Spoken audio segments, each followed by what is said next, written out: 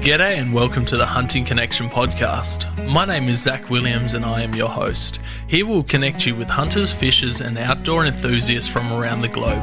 This podcast will share hunting and fishing stories, including past experiences, and tackle the tough hunting stereotypes our community faces. We hope to be a positive influence to those outside the community while also having a laugh along the way. Hope you enjoy the podcast.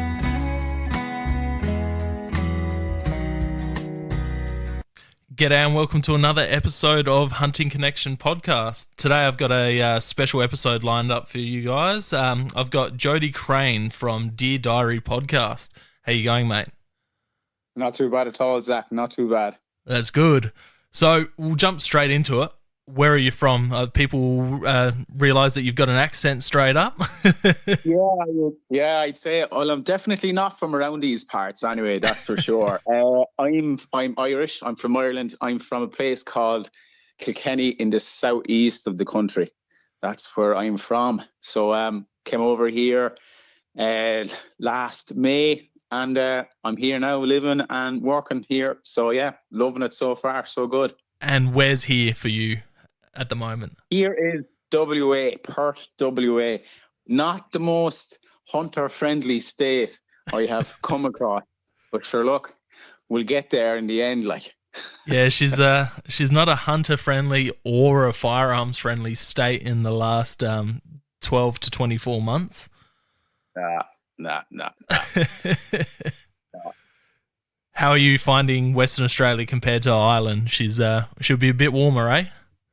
Oh man, what was it? It was like 42.5 degrees there a couple of days ago.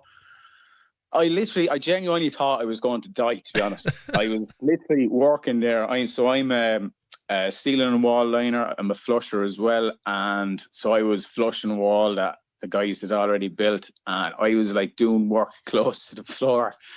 And the sweat was beading off and dripping off my forehead onto the ground. And I could see it evaporate on the concrete slab in front of me. So I was like, this is absolutely insane. And only for the fact that the contractors brought in some ice lollies and gave them to us and took a 15-minute break, I probably wouldn't be here talking to you, to be honest. Well, we got something mutual there. I actually deliver plasterboard and ceiling materials and all of that. So I'm the crazy fucker that has to cart all that shit inside for you. Yeah. And I don't like seeing you coming with that stuff either, like, to be honest. No one does. The more stuff that you bring, oh God, look, it is what it is. Keeps the wolves away from the door anyway. That's it. So we'll discuss what you do for work. How did you get into hunting and fishing? That's a good question. I suppose my first experience, like, hunting was, I wouldn't even call it hunting. So my grandparents, they used to have like a little farmstead at the back of their house back in Wexford, and they always used to keep chickens in a chicken coop. But what used to happen was the rats used to come in and like either kill the little chicks or like take all the eggs. So they always had a shotgun in the house. Granddad always had a shotgun in the house. They used to actually use that shotgun to hunt, like literally, like for food, like to keep the family fed. And even like we're talking about back in the 70s or 80s, there was actually a bounty of 25 old Irish pounds for a fox pelt. So that also brought kind of income into the family home. So they always used to keep a shotgun, like, for that reason. So I remember one afternoon I just went out to check for some eggs, and I seen like a rat making its way towards the chicken coop. So I ran in and I shouted at my dad, there's a rat going into the chickens or whatever. So he got the shotgun, and they had little small, I don't know if you have these over here, but these small, like, little rectangular bales, they're probably 1.2 meters by 60 by 60. They're really small, like really small ones. So they were all lying down on the ground, and we actually, like, zigzagged our way through them, crawling on the ground. And like as a 6 or 7 year old, like you're like, this is brilliant. Like, so we eventually got into position, and I seen that it was an old an old hammer action single barrel shotgun. I'd say the barrel on it was probably 38 inches, to be honest. It was massive. And he completely obliterated the rat. So from that day on, I was just kind of hooked. So anytime I went down, we visited the grandparents, used to go off with my uncles. And then we didn't have a shotgun or a rifle in the house for another maybe 7 years after that. So I would have been, or probably less, maybe 5 years after that. So Dad's friends from Wexford used to come up to us like shooting pheasants or whatever, and like I was like 12 or whatever, and I used to like I never like shot anything for years, so I had to kind of do my, in inverted commas, like apprenticeship for him, like learning all the safety, learning all stuff like that. And then eventually when I was 14, I got my own shotgun and literally just took off from there. Like, so I'm literally doing it 30 years. That's awesome, man. That's so good. Yeah. So what's like the intro into getting into hunting? Do you have a hunting license to hunt everything, or is it just like a deer stalking permit? No, and what species do you have over there? So as regards to licenses, so you can, for a shotgun, you either have a vermin license, which covers like just vermin alone. So we're talking, crows, magpies. They're not magpies like that you have over here. It's a different species of magpie. All the vermin, so rabbits, foxes, certain birds, that's on your vermin license. And then this is for a shotgun now. And then you have a game license, which covers like, mallard, teal, waterfowl, pheasants, woodcock, snipe, all that stuff. And then for your deer, it's another separate license as well. And you have to apply for them. You have to apply for them all separately. Like, the deer permit is actually free in Ireland, but the rifle license isn't. And you can't have one without the other. Yeah. It's a bit backwards, to be honest, because in order to shoot deer, you have to have permission from a landowner. And then in order to have the rifle license, you need that permit. So it's just all messed up, to be honest. Yeah. But it's all good. Like, it's all good. Yeah, I've held a deer permit since I was 18 years of age. So yeah. Is there a minimum age to get a deer permit? I think it's 18. Don't quote me on it now. I think it is 18. Or it could be 16. But that's just, again we're talking about the license, the firearms license here now. It really all depends on how well you get on with the police back home. Yeah. Like if you it's very, very strict, and I totally agree with that. It's very, very strict. Like, if you have any criminal, like if you have anything on you, like even a speeding ticket, anything like that, that can come up as a red flag. Like, I think we're screened something like 3 or 4 times. In order to have the license, you need to have in order to have the centre for your firearm. And the legal requirement back home is 22,250. I think it could be changed, now to a 243. But if you have any dirt on you, you may forget about it, because you're not going to get. Like, you can't, even if you had an argument with somebody on a night out, let's say you're drinking, and let's say like you get into like an argument or whatever, and something happens, like, that's it. Like, forget about it. So in that sense, like, it's poor enough, but like I understand where they're coming from. Like, It definitely can be like that here. That's for sure. Yeah, like you have to be mentally sane to possess a firearm. Like and touch wood, nothing major has happened either in back home and indeed here. Like, so, yeah, we're kind of good in that sense. Like, but like anybody who has, like, you should agree with it. Like that, there needs to be like a thorough screening process in order to obtain a firearm. That's just how it is, and I think anybody worth their salt will totally agree with that. Like. Yeah, I definitely agree there should be some type of screening, but the restrictions after you get licensed are the major concern here in Australia, as Western Australia is currently seeing. There's been like 200 something calibers and styles of different firearms restricted to people.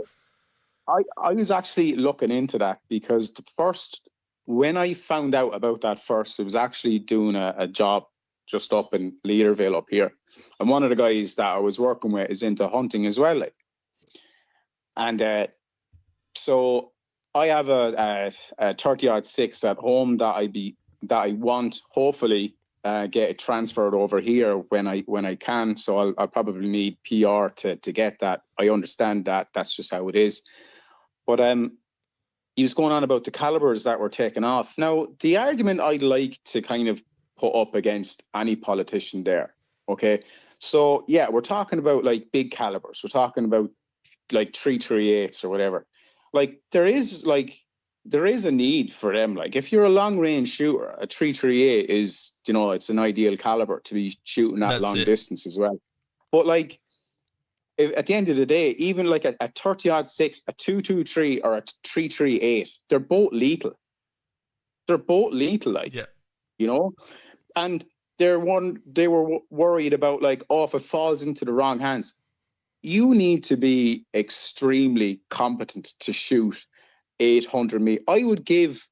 I'd literally stand 1,500 meters away from a politician and I'd say, shoot me at 1,500 meters. Try and shoot me, because I guarantee he won't. Yep. You need to learn, like, anybody who possesses them knows how to use, and anybody who possesses them, like, are like, they're like me and you. They're like legit hunters, like, or target shooters. And even legit hunters, you put majority of someone that hunts all the time, something over 500 meters, they're not going to make that shot, unless they're practicing long distance shooting. Yeah, that's exactly it. Yeah, that's exactly it. And also the restriction here, and I think it's Australia wide as well, is you can't use suppressors, moderators. Oh, dude, don't get me started on this one. I went to New Zealand last year and a few years ago, and using suppressors over there is just a godsend. Like, the animals aren't freaked out as much as when you shoot without a suppressor. And I'm guessing it's recommended, or is it the law to use a suppressor on centerfires over there? It's not law. You do need on our license, you have, when you're applying for that license for that firearm, you're given box to tick whether you'll use a scope, which everybody will, and a moderator, and you just tick that, and on your license you get an S. Okay. And because you have that S on your license, you can, like, literally buy any, like, silencer that you want. But it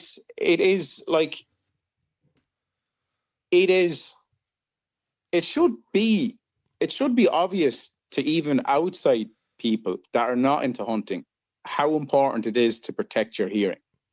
Yeah, the thing here in Australia is, so I've done some work, and I'm admin with Firearm Owners United. They were a non-for-profit, but they've recently got out of that and just running it as a page at the moment, just due to the fact of politics in Australia fucking sucks.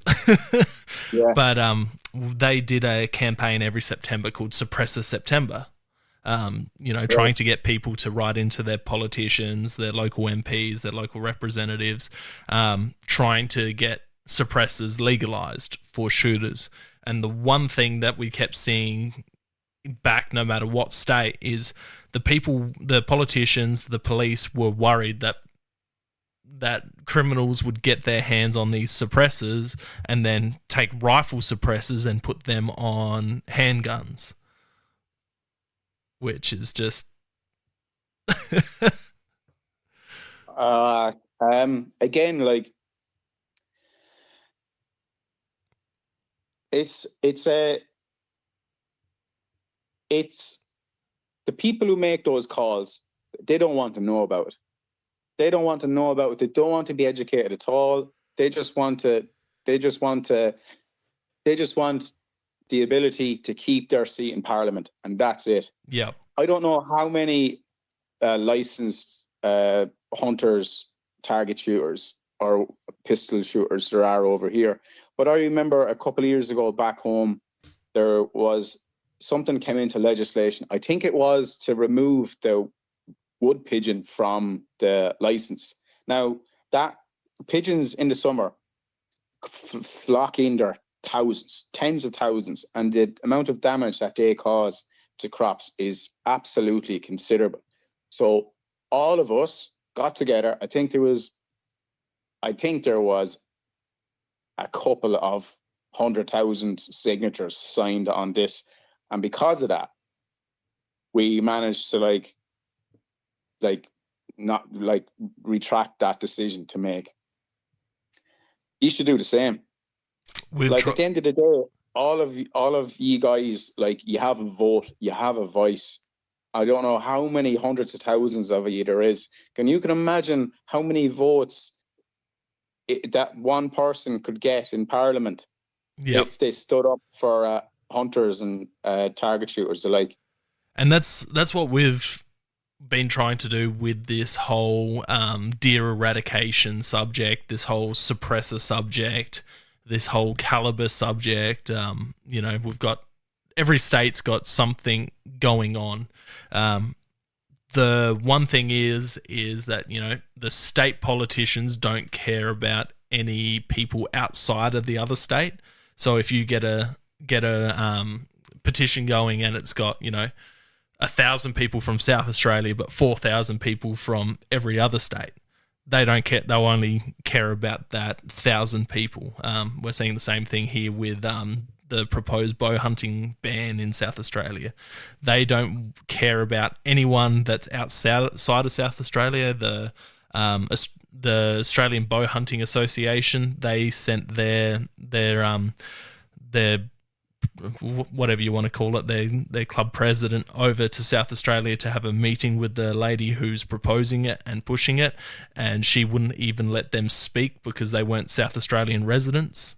They just had to sit in the corner quietly, from what I've been told. So it's such a hard thing to do, and because everyone has a different opinion on what should be legal, what shouldn't be legal. Some people all you need is a single shot 22, and that's all you ever need. Where some people I want a 338 lapel. I want suppressors, I want semi-automatics, I want full automatics. It's everyone's got a different opinion on what you should have and what you shouldn't have, and the amount of internal fighting that goes on in the Australian shooting and hunting world, it is just ridiculous and pathetic. So it's very hard to get people on the same note, and then everyone's very vocal on social media about it, but as soon as you ask them to send in a letter, even if it's a pre-filled out letter that they just have to sign, they won't do it.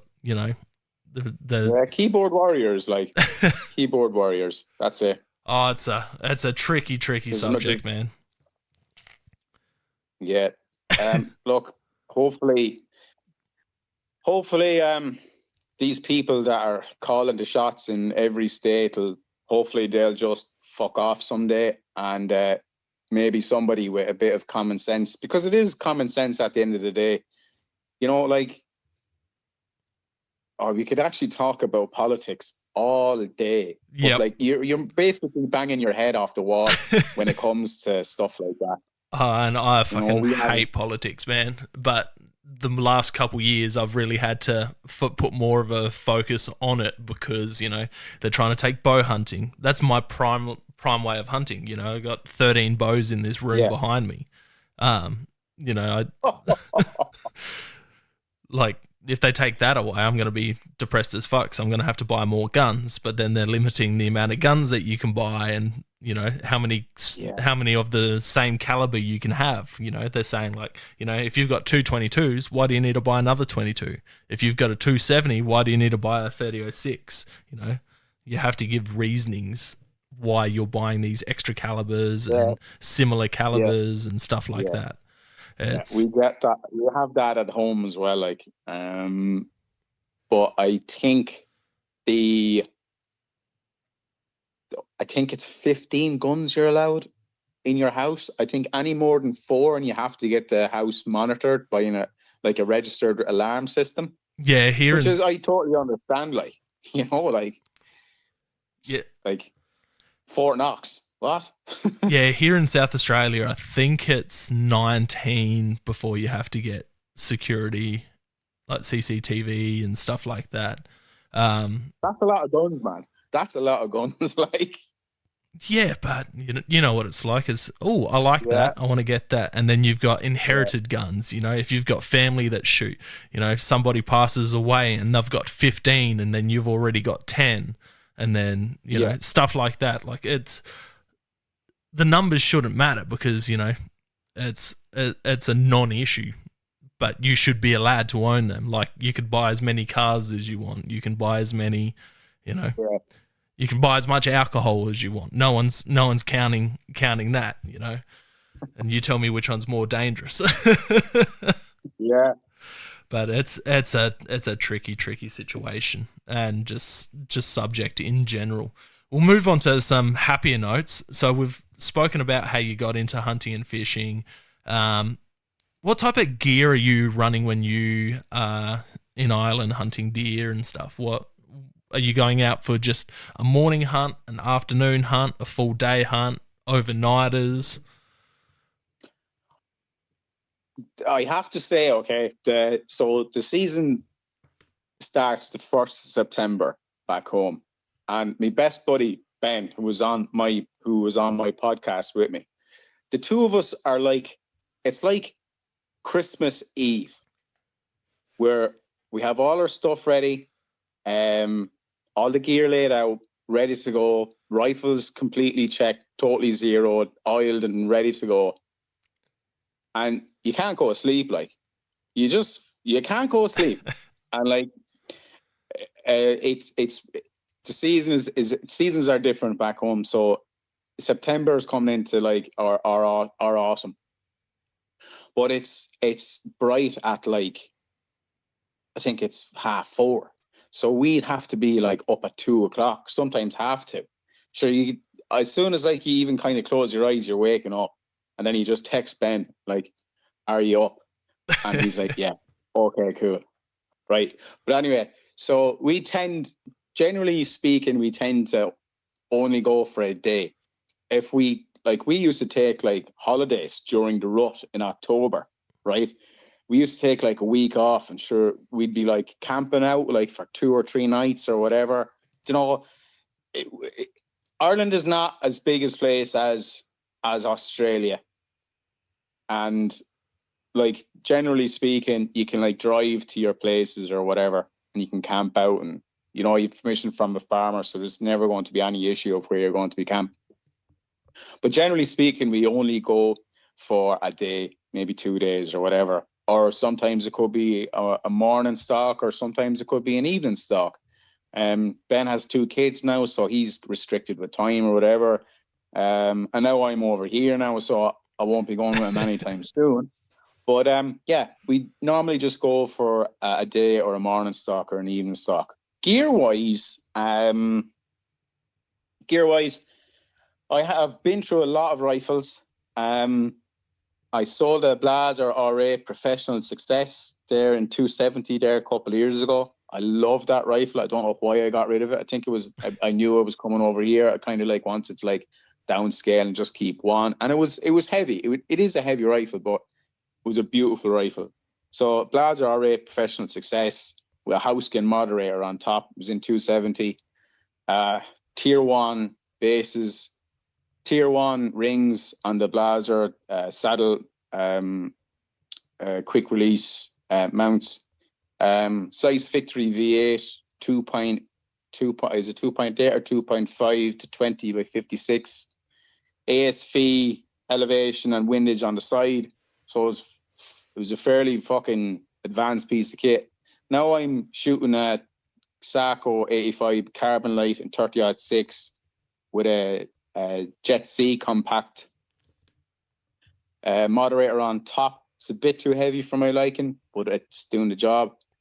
And I'm running a Swarovski Z6i. I think it's a 1.8 to 15, or is it 2.8 to 15 by 44. So I wanted to kind of reduce weight, so that's why I went for the carbon fiber. Yeah. So that's the rifles. Binoculars, like a Geovid HDB 8 by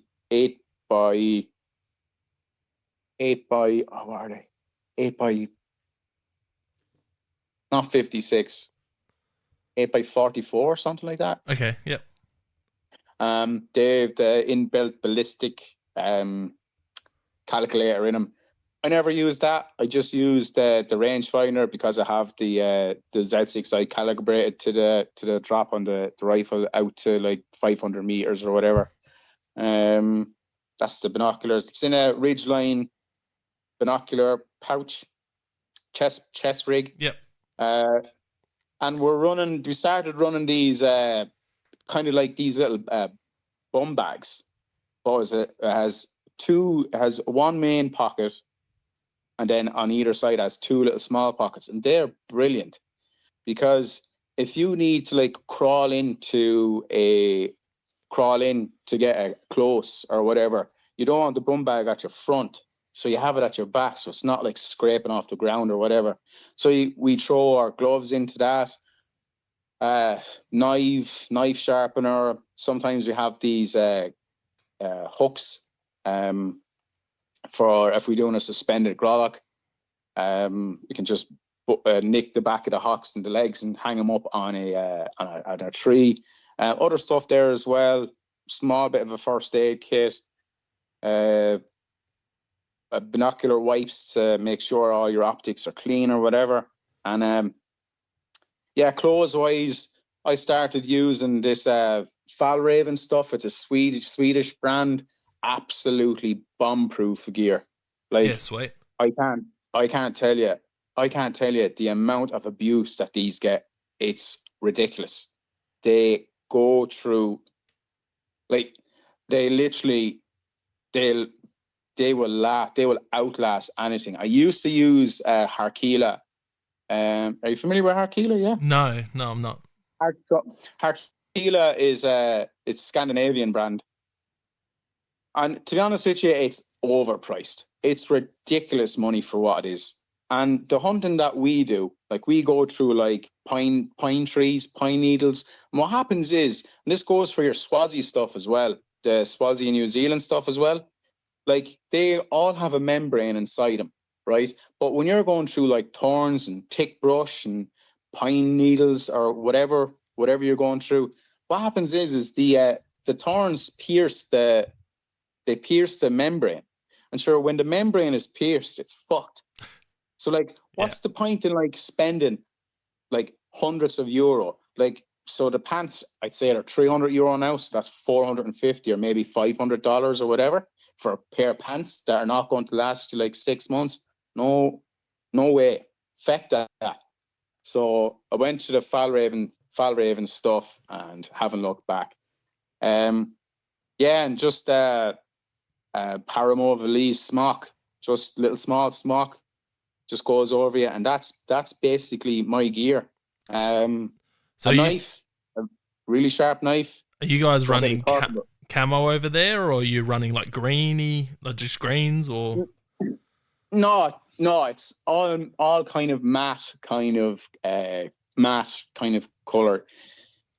Like deer are colorblind at the end of the day. Yeah.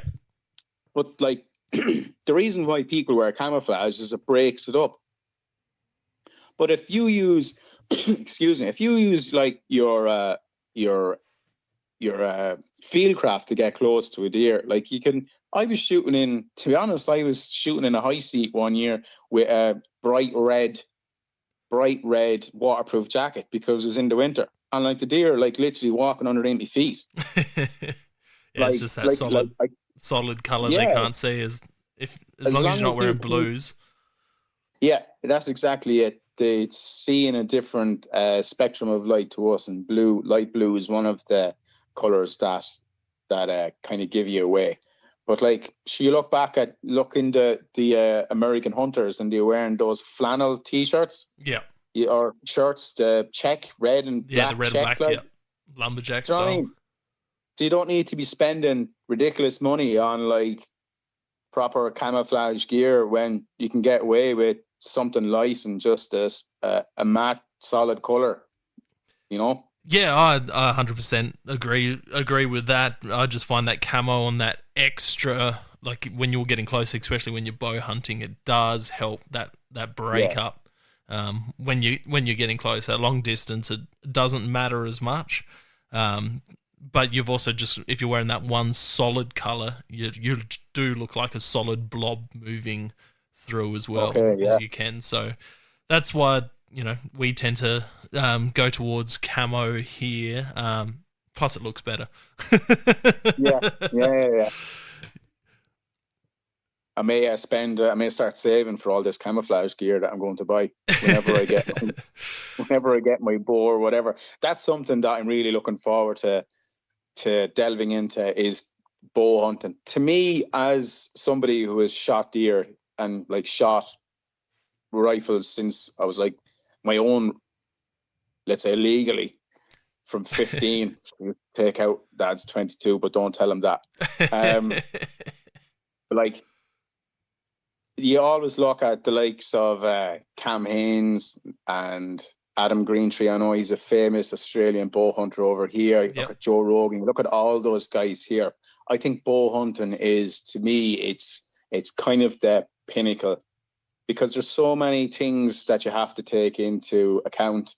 You have to get close. You have to get very close. You have to use all your fieldcraft. You have to use all your stalking ability. Then you have to execute that shot. You have to be so dialed in with your equipment that you know that when you release that arrow is going to hit exactly where you go. And even like anticipating, correct me if I'm wrong, but is it sometimes you aim lower on the animal because of the string? String whack, or the string slap. You can. Down and Some species do it. Some don't. It depends also their level of alertness, and depending, how much they've been hunted, what they're used to. I think the North American animals tend to do it more so. The African animals, I haven't really found with the fallow deer they do it too much, but they can do it. It just depends where you are, how much they're hunted, how alert they are, and how noisy your bow is. Yeah. Look, I'm looking forward to getting into it now and get practicing, and hopefully get a piece of property for myself to go off and hunt whatever's on it. Well, whether it be pigs, goats, or deer, I don't know. Camels, donkeys, wild cattle, you name it. There's lots over that way to get into. There's a guy who I want to get on the podcast soon. I've been saying it for a long time. Jason from Hunt Catch Cook. He's a Western Australian hunter, and man, he gets onto some game, and man, the food that he cooks is just incredible. It's definitely a great page to check out. Kate Fentanyl, she's originally from South Australia. She lives over in Western Australia these days. She's not so much into the hunting, but more the firearms side of things. But yeah, she was on the podcast mid last year talking about how crappy Western Australia is getting, and she's absolutely great with her firearms knowledge, and just her political knowledge is just incredible as well. So there's plenty. The fox call that I use, he's over down under predator calls. He's over there and he does a lot of contract shooting for kangaroos and stuff like that as well. So that's another path people get down into, and it's all about permissions and stuff like that. Getting your processing license so you can process the kangaroos and take them to the processors, and all the tags and stuff like that. I'm not exactly sure what Western Australia's system is, but they have a system for it, which is another great way to get into it. But, kangaroos are pretty much just, they're pretty stupid to shoot. They just stand there under the light, deer in headlights type thing. Yeah, true that, yeah. So, yeah, there's lots of different game for you to get onto over there. And then you've also got some of the best fishing in Australia over there, which I've seen you getting out and exploring, doing some diving. Oh, yeah. Like, I am not going to lie to you. I am terrified getting into that water, to be honest. like because I'm coming from a place where there's zero predators. There is no sharks. There is nothing in the bush that can kill you. Then you come over here and it's like every single creature in Australia wants to kill you. So, you have grey whites, you have tigers, you have bull sharks, you have all that stuff. But look, I need to kind of grow a pair and get amongst it. It's like everything, you have to face your fear eventually. And, it's just a matter of picking up that courage and just going out and just facing or whatever. And I suppose once you get, I know myself, even studying animal behavior, once you kind of get accustomed to their behavior, you can see, oh, they're a bit feisty, get out of the water. Do you know what I mean? Well, Western Australia is shark soup. It's shark soup over there. Thanks, yeah. But the spearfishers over there do get onto some amazing fish. Just the land-based fishing, everything. What was fishing like in Ireland? Did you get into that much? I know you had a few fishermen on your later episodes and talked about competition fishing. Yeah. So fishing. For me, I was brought up fishing by my dad. He used to bring out me and my brother down to the river. The River Nore is the main river that flows through Kilkenny. And I remember, we used to catch nice brown trout, wild brown trout, all wild brown trout. We used to catch eels, and then throughout the years, as things got worse, because the state of the fisheries back home is not short of scandalous. We've all this runoff that is coming from the agricultural land. That's going into the river. That's polluting the rivers. We also have these long nets. People, you can't get a license anymore for a long net or a drift net on the estuaries. It's handed down to generation, father to son and grandfather to son, to father and son, all that stuff. But they're also taking all the salmon stocks. Now, I'm not going to say that it's all their fault. And then we also have, because we're a member of the EU, we can all the mega trawlers from Portugal, France, Spain, even ships from Japan are coming into our waters, and they're just taking everything. I'll give you an example of how messed up it is, right? We have a healthy population of massive bluefin tuna, right? But because we're such a small country, and the EU and all their intelligence, they won't give us a quota for it. But the bigger countries can. Even if we want to go fishing for them, we're not allowed to go fishing and catch and release. Yeah, that's crazy. Even if we wanted to go spearfishing, not a hope. You're not allowed. So my experience of fishing has been a slippery slope for the past 25 years, and it hasn't got any better. The only rivers that are doing very well are like private rivers that like literally are managed correctly within an inch of their life, but there's no like major intensive agriculture that's going around them. There's zero drift netting that's happening at the estuaries. You know, you'll catch your fish there, but salmon stocks, forget about it. Is that mainly like trout fishing over there then with those well-managed rivers? Yeah, it's mainly trout and mainly salmon. Yeah, that's mainly it. But salmon is going to be on the critically endangered list. I would say within the next year or two. Crazy. I can see it. Yeah, it's poor. It's a poor state of affairs because looking back on the old record, sometimes you might just get a picture that would go up in one of the Facebook groups back home, and like they were catching like 38, 48 pound. I don't know what that's in kilos. Maybe it's 25 or 30 kilos salmon in the north, where it goes, man, huge. These are huge fish, like huge fish. And over the years, overfishing and pollution just fucked it up. That's what I like about us. Well, I can't speak for other states, but Western Australia, like abalone fishing was meant to happen yesterday. It was cancelled because of the high swell. It was like a 2.5 or 3 meter swell. And he got a text message from DPERB, whatever that is, the Department of Fisher, whatever it is. I can't think of the name of it, but you have to pay for the license.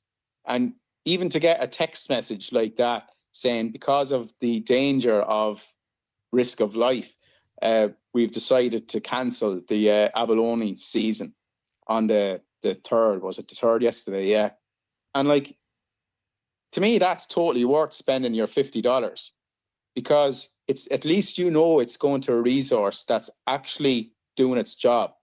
Yeah, I think the Western Australia one's a tricky one as well at the moment. I think that they're promoting more the commercial side of fishing than the recreational side of fishing. I might be wrong, but from what I've seen and people talking about, you know, they're putting seasons in when not needed. They're limiting the recreational side of things, and focusing on the commercial side, which we see all around Australia. Okay. Do you know what the red snapper is? Have you seen them? Yeah, yep. It's the fish, isn't it? Yeah, beautiful tasting fish. Yeah, so we used to have a real good population here. You know, it was every recreational fisherman would go out and target red snapper, and they've put a ban on them. They gave the commercial guys not so much a ban, but a quota. But then recreational fishermen can't take them. In half of the state, I think they could take 1 or 2 for recreational fishing, but commercial fishing was still open. They were still allowed to, you know, net and fish all of the breeding areas and stuff like that, which is a shame when they... That makes no sense. Yeah. That makes no sense whatsoever. So the recreational fisher will only take enough for his table, whereas the commercial fisher is wanting to make money off of it.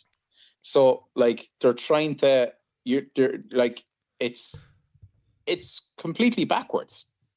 A lot of Australian management is completely backwards when it comes to that stuff, in my own opinion. You know, a friend of the podcast, Dan, he's a biologist. He tends to disagree with a lot of the stuff. You know, he knows the sciencey side of stuff, but when it comes to raw emotion that I have, and there's fact and emotion, and a lot of my stuff is fueled by emotion, as a lot of us are. You know, why the commercial sector and not us? But it's because they're paying for it. They're, you know, here in South Australia, we don't have a recreational fishing license, so we don't get a say. Really, you know, if you're not paying to play, you don't get a say, where the commercial guys are putting millions of dollars into the government pockets, and that's where that all goes to. So, you know, if you're not going to pay to play, then you don't get a say, and then you don't get to whinge and bitch about it either. Yeah. It's It's but it seems that every country has their own version of it. It sounds like Ireland struggles with the fishing side of it, the hunting side of it. What goes into the management side of things in Ireland when it comes to the deer hunting? Because it's not an invasive species. It's a native species over there for the most no, part. the deer are all three species of deer are introduced. Okay. Like guys will say, and I know I'm going to get fucking hate mail for this, but people will say that the native red deer in Killarney, which is in County Kerry in the southwest of Ireland, are native species. But in order to be a native species, there has to be remains dating back, I think it's 6,000 or 8,000 years. So far, we haven't found any skeletal remains of red deer that date back that time. So in my opinion, unless that's found, to me, it's an introduced species. Sika deer were introduced by Lord Powerscourt into Powerscourt Estate in Wicklow back in 1865. I think he brought in 3 hinds and 2 stags, and basically from those deer, all the Sika in Wicklow, all around Ireland, going down to Kerry, they were introduced from Powerscourt in Wicklow down to Muckross Estate down in Killarney. I don't know what year that was, and they were also introduced up into the north of the country into Baronscourt in Tyrone. And we also have fallow deer. Fallow deer were introduced by the Anglo-Saxons, or it could be the Romans or whatever, but that was a couple of 100 years ago anyway. I think that was the 15th or anyway, just a long time. Yeah. So yeah, it's crazy. Management wise, there's never really been management of deer up until recently, to be honest.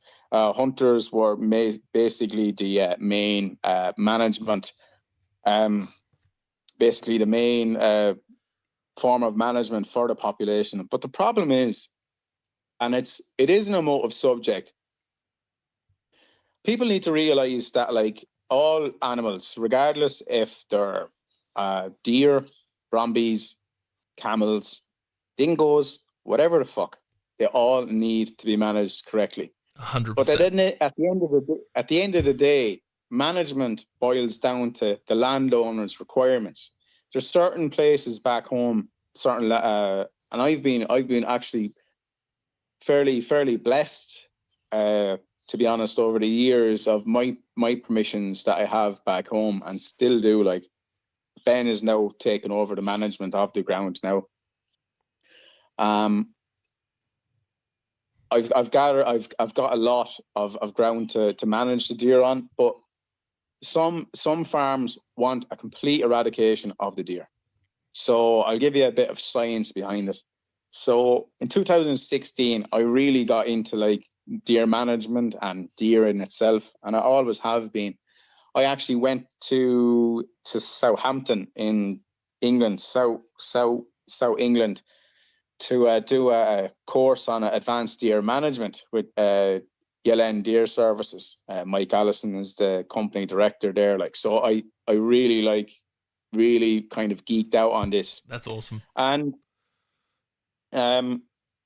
he had said to me, basically the first question that he asked, if a farmer comes to, just like literally, he's introduced himself, and then we sat down in the class. There was a couple of us there that were doing it. And he said, number one question, if a landowner comes to you and says he wants all the deer shot, completely eradicated, what are you going to do? The majority of people say, oh, I'll only take a certain amount. And I said, you're going to shoot them all. And he put me on the spot, and he said, why? He says, because if you don't do that job correctly, he's going to get someone else to do that job. Yep. So that management of a species on land is completely dictated by the landowner's requirements. So if a landowner says he wants all them shot, you shoot them. 100%. Yeah. That's it. There should be no questions asked about that.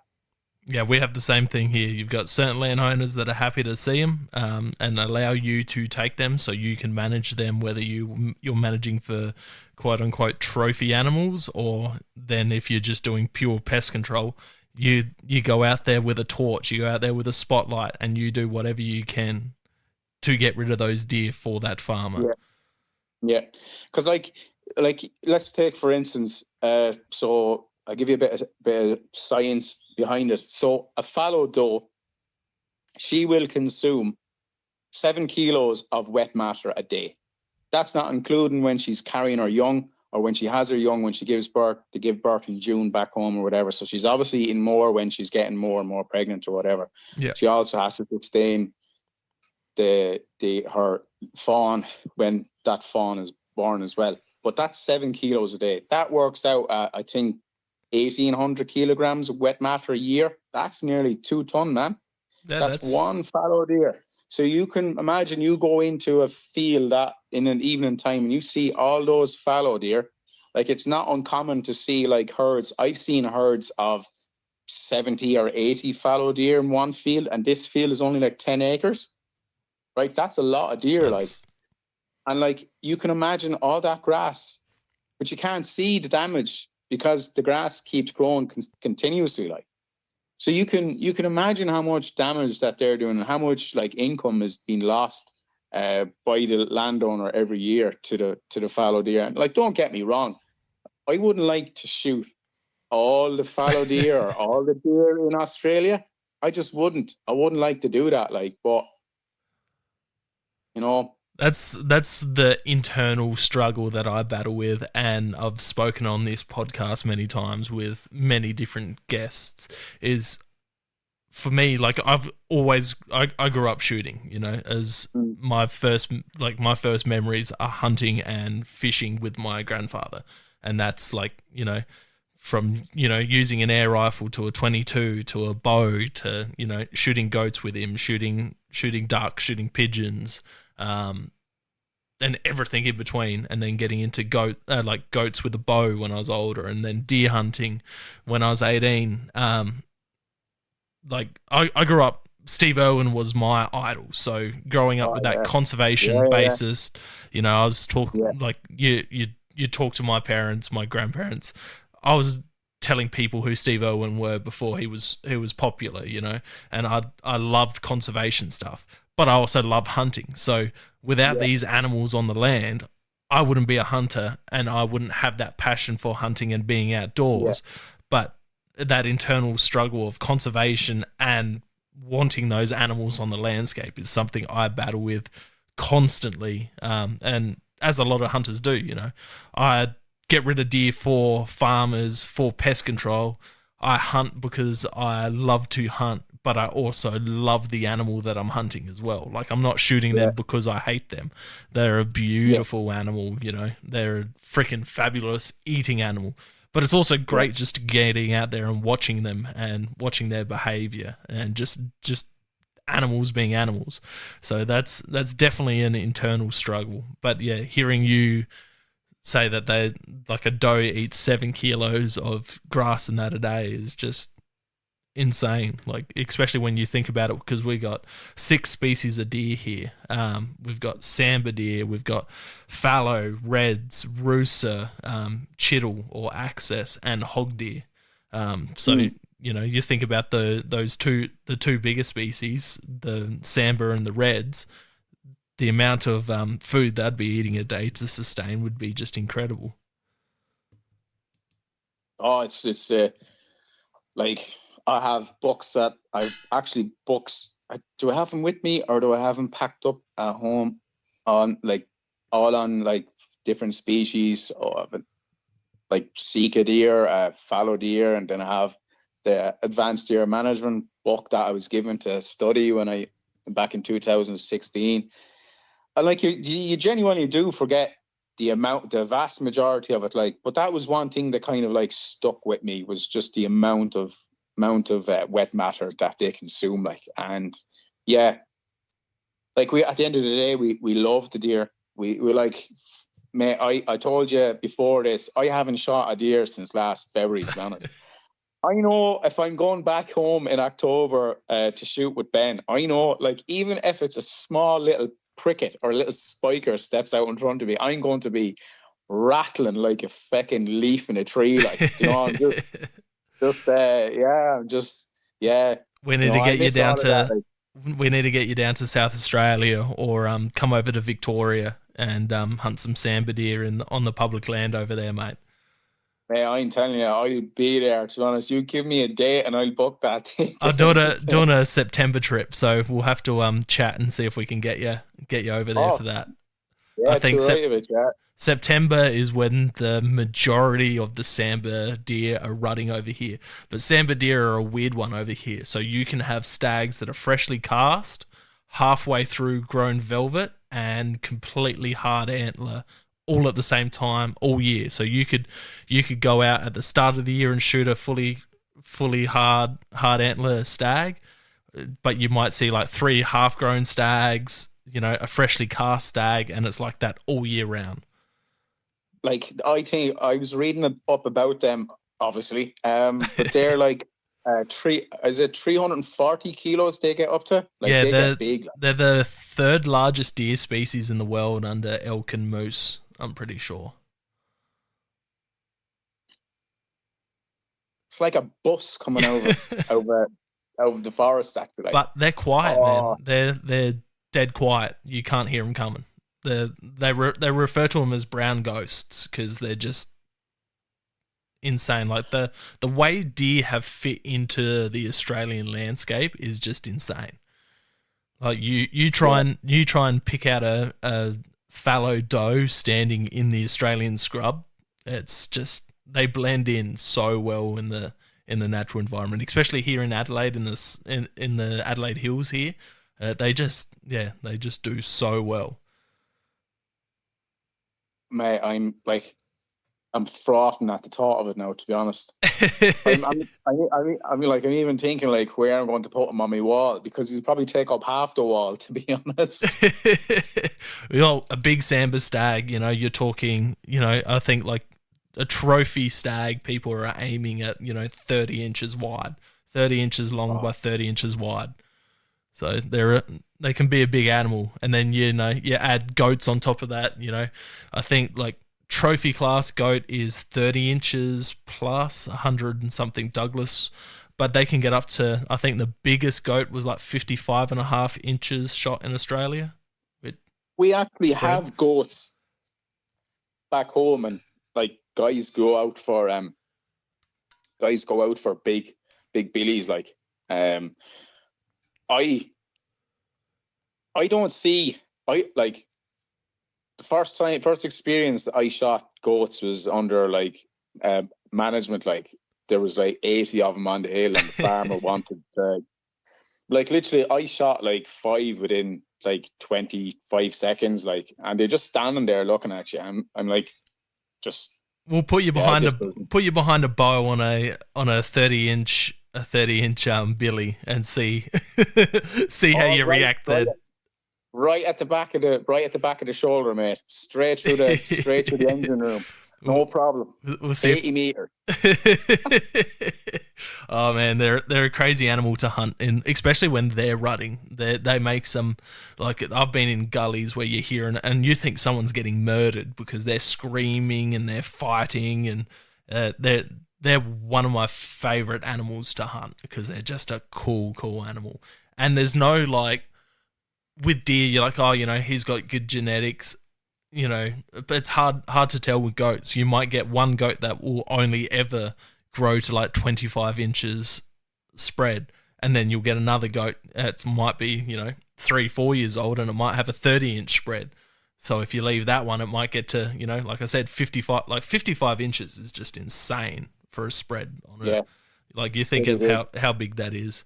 It's just nuts. And then you throw in, we got 20, I think it's 27 different species we can hunt here in Australia, from rabbits to wild cattle to bentang to,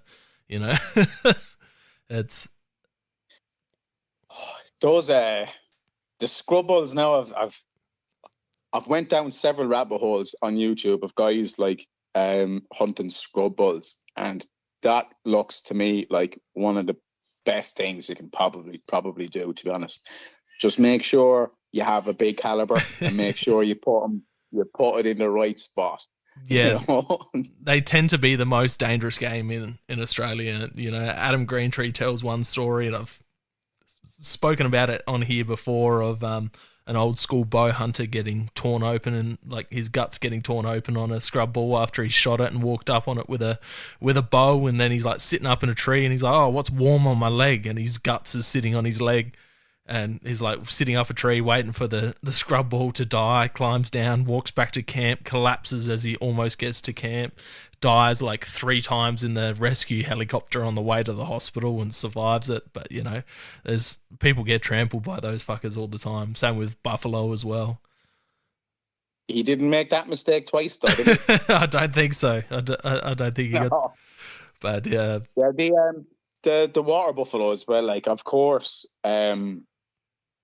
yeah, they're on there. That's probably the number one that if I was given the opportunity to go and hunt would be one of those big lads up there. Like, it's just the remoteness of Northern Territory, whether it be in Arnhem Land or whatever, like, you know, it just sounds like a cool place to be. Well, the top of Western Australia have them. The very top of Western Australia, there's parts that have them. There's parts that have scrub balls, and in the very top parts of Western Australia, pigs, goats, you know, camels, donkeys, brumbies. Just may get set up then and just go for a drive. Yeah, your distances over here, mate, are crazy. Like, just a little bit, eh? Stop. How big's Ireland like compared to Australia? Like, you could drive. I'd say you'd fit Ireland in half of Tasmania. Okay. So it's tiny. That's insane. Like, you could drive from the East Coast. You could drive from the East Coast, Dublin, to let's say the furthest westerly point on mainland would be Galway or Mayo. Yeah, Mayo. Could take you maybe 3 or 3.5 hours, I'd say, max. That's nuts. You know what I mean? Like, and then I'm coming over here, and like, we went down to Simon Perth, went down to like Bustleton and Bunbury there for a couple of days camping a couple of weeks ago, and that was like 3 hours. It was just like, do you know what I mean? Like, yeah. I'd be at the opposite side of my country at home. So here in South Australia, we've got, to get to the Western Australia border, I think it's 13, 14 hours from Adelaide. To get to the Victorian borders, about 5 hours. To get to, depending which parts you go, you got like, there's parts where you can get there in like 3.5-ish hours. NT's about 10-ish hours. Like, it's crazy big. But you got the main highway between South Australia and Western Australia. When that's closed, the truckies have to do a loop all the way up to the top of Western Australia into Northern Territory, and then back down into South Australia, or other way up through Northern Territory. And I think it's about a 48 hour add-on, maybe.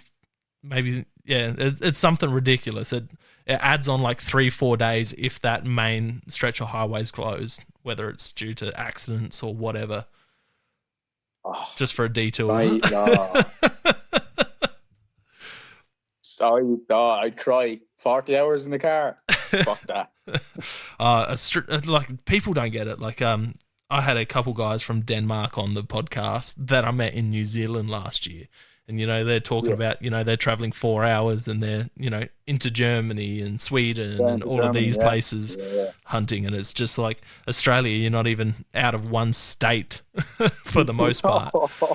You know, it's brilliant. I love it. I'm going over to there's a place in Victoria called Mansfield, and they've got a hunting expo on the 2nd of March, and I'm driving over there. That's a 10-hour drive just to get to there, and I'm going straight after work.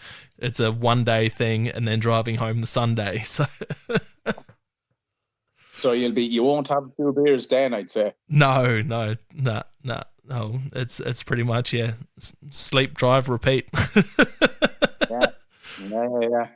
But like, look, at the end of the day, like if anybody wants to like go hunting, you're gonna have to like sacrifice something, and sure, like sacrifice time. Like you have to make time if you want to do all this stuff, and you have to travel this distance. So it is what it is, and I'm willing to do that eventually anyway. So yeah, it's all good. No, you definitely get there. We'll jump ahead a few questions. We'll go straight to the silly one that we spoke around at the start. Zombie apocalypse weapon. What are you going there? Okay, right. Yeah.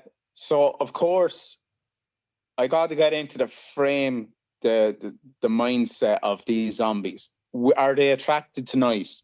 Yeah, Walking Dead noise, like slow moving. Right, okay. So it'd have to be a bow of some sort then, right? And then I'd have a silenced 22 pistol. Yep. 100%, 20 round mag. Yep. I'd have loads of them. Cheap ammunition, cheap to run. Literally a small little puff out of it, and that's it. So yeah, a silenced 22 pistol. That's a good one. At least you can carry lots of ammunition and find lots of ammunition with that one. Moving from that one, what would be the most important item you take out with you when you go out hunting? I'll have to say optics. To me, optics, I started off, sure, when everybody starts off, like you buy as best as you can. And I had like cheap, shitty, I think they were Tasco binoculars. And I had a good scope. I had a Schmidt & Bender scopes, but what I was doing, and like this is when I was first starting off, I was using the scope to check out where the deer were or see if they're scanning the fields or whatever. Number one, you don't really want to be doing that because you don't want to be pointing the rifle where you don't want to be shooting. So yeah, I learned that the hard way. And two, like it just doesn't make sense. So this will actually go back. I can actually tie this story into the first ever deer that I shot. That was with Ben. So we had gone through a stage of like literally no binoculars, no decent binoculars, and then I bought a pair of Zeiss Victory. I think they were 10 by 50s. They were high definition, a really good pair of binoculars, like. And we were in with Ben's permission, and there's big CK here, and I had a first deer rifle was a Blaser R8 in 308. So it was a decent rifle, and I was just scanning the field, and I seen these tiny little like tips of antlers on top of a hedge. I was like, Ben, there's a fucking Sika stag behind that. He said, where? He said, look. And we started to shake. I started to shake straight away. Didn't even see the deer, right? So this deer made its way along the hedge, and it came to a break in the tree line. We obviously seen it was a stag. So he crossed that, and we ran down into the field, and literally like we were in the grass, lying down in the grass where the cattle were. The cattle were up at the farm, so they weren't in the field with us. And we stayed there. And we stayed there till dark. But I could still see not even till dark, just before last light or whatever. And I could see the deer through the binoculars, and I started to fucking shake. Now, I mean, mate, I don't even know how he pulled off this shot, to be honest. But this deer came down a little gully where there was a little stream at the bottom of the gully, came up, and he smelt the electric fence. I don't know why he smelt the electric fence. Maybe my thinking is maybe they can smell electricity. You wouldn't know, like. Yeah. And then he went in underneath it, and he was looking at us, and mate, I was shaking. I was literally shaking, and I managed. Ben was like, shoot him. I was like, Ben, fuck off, right? So I shot him just underneath the chin, and I'm not even joking, mate. I was absolutely like over the moon, ecstatic, right? And I only found this out a couple of years last year. He said, "Do you remember when you shot your first Sika stag?" He said, "Yeah." So, well, the farmer knew he had shot him. He said, "How did he know that we shot him?" Because he could hear us screaming like little girls in their fields. Oh, but optics, yeah, that's people just need to kind of like bite the bullet. Even take them out on finance or something like that, or pay off every week or pay off every month on them. just buy. I like German glass, right? I've used like Leopold's and whatever. I just don't think that you can really compare that type of glass to the German glass. Having said that, we did do a comparison of, Ben has a pair of Cal's range-finding binoculars. I have Leicas. And he brought along the Vortex Razorback or Diamondback. Yeah, Diamondback, I think they're the lower end, and then Razors are the higher end, I think. I could think be it the other was way the around. Razors, right? Mate, fucking no, very, very, very little difference. The only difference I found was the field of view was slightly narrow in the Vortex. Yep. So they're something that anybody who's wanting to get into that doesn't want to break the bank, I'd recommend them. Yeah, to be totally honest. They're a very recommended pair of binoculars. Any of them really, even then, because their budget stuff's a couple $100, then their mid range stuff's like 500. I'm running Mavens. I believe they're Japanese glass. They're reasonably good.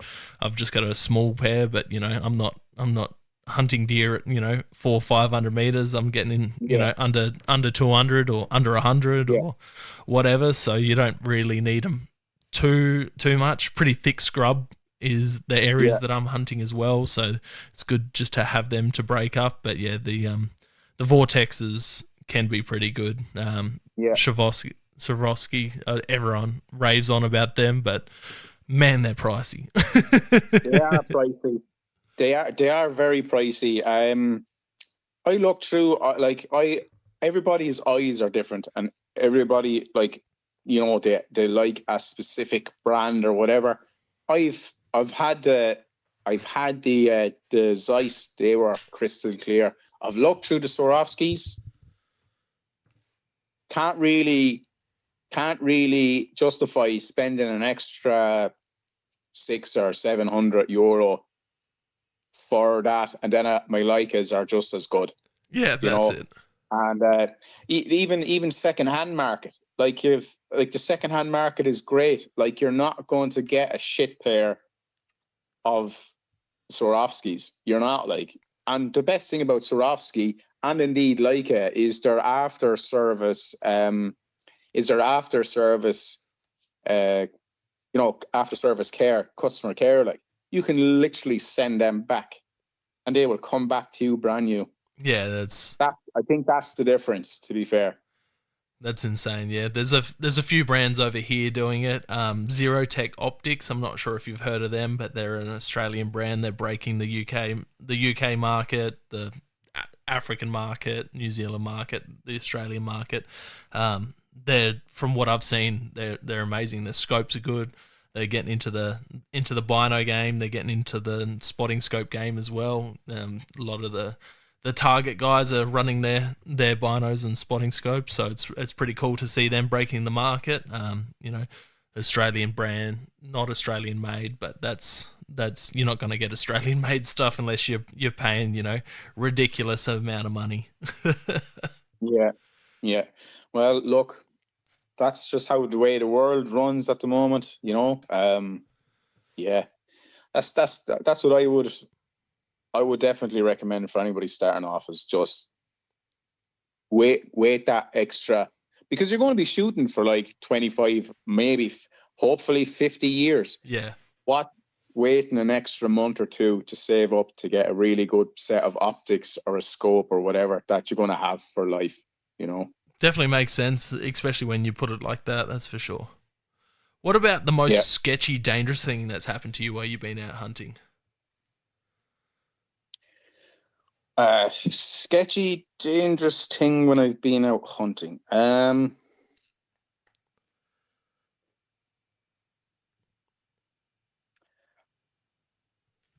I suppose, to be honest, it was a mistake that I had made when I was first starting off my first couple of years, was going up on a fallow buck that I thought was dead.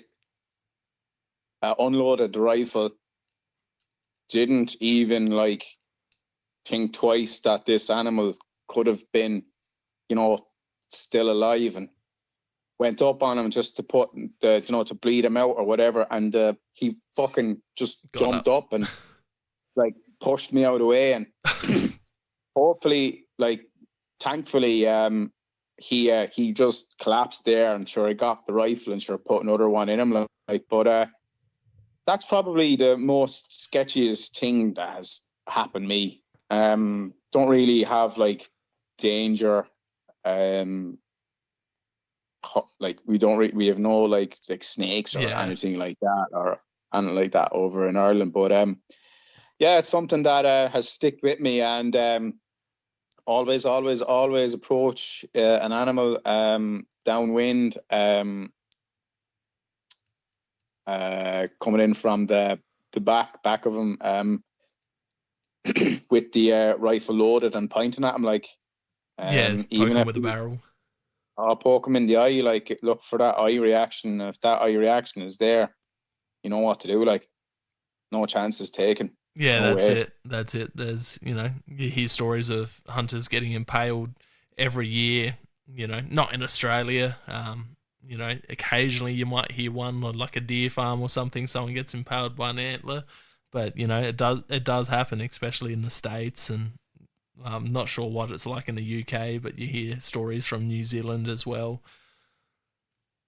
See, red deer are in Ireland and the UK. They're the only deer that will look at you as if you are a threat to their harem of hinds. So if they look at you, like, they see you as the enemy. Like, a good friend of mine, Larry, he was telling me a story about his permission.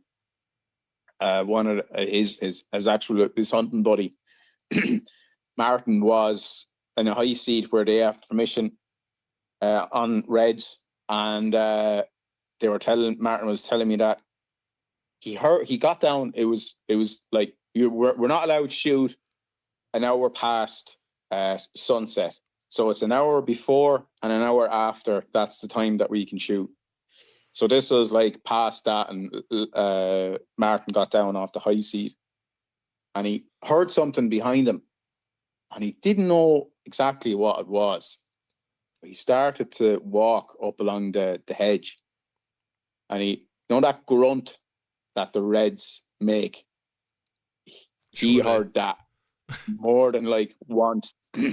He was like, fuck, this guy means business. Like, so he made his way up the hedge all the way up to the farm, and that red deer was at the opposite side of that hedge all the way along. Like, I think that's important for people to note, is that I don't know about your sandbar, I don't know about your shitile, I don't know about, but I definitely would know that red deer will look at you, especially in the rut, and they'll look at you as if you're a threat. So, it's a good thing to take note of.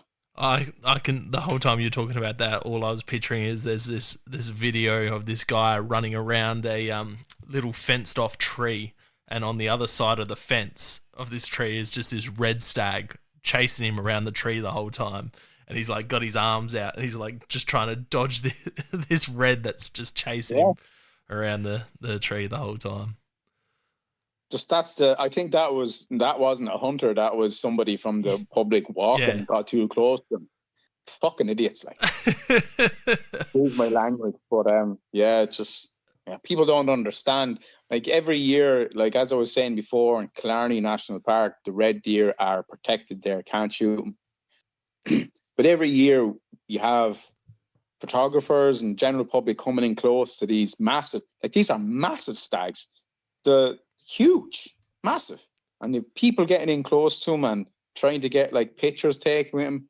And we're just like, you're an idiot, you know, like they're a wild animal at the end of the day. Like, and because they're so accustomed with people, they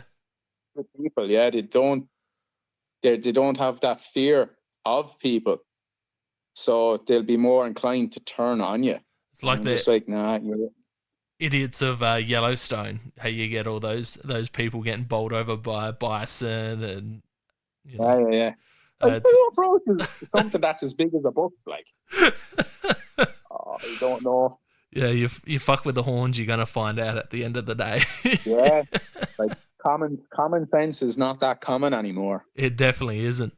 Speaking of, North American animals, all of that, what would be your top 5 dream animals if money wasn't an issue? All of that, where would you go? What would you hunt? I definitely go for brown bear in Kodiak Island. 100%. Yeah. Go for moose in Alaska as well. I would go for a Dall sheep in Alaska as well. That's 3.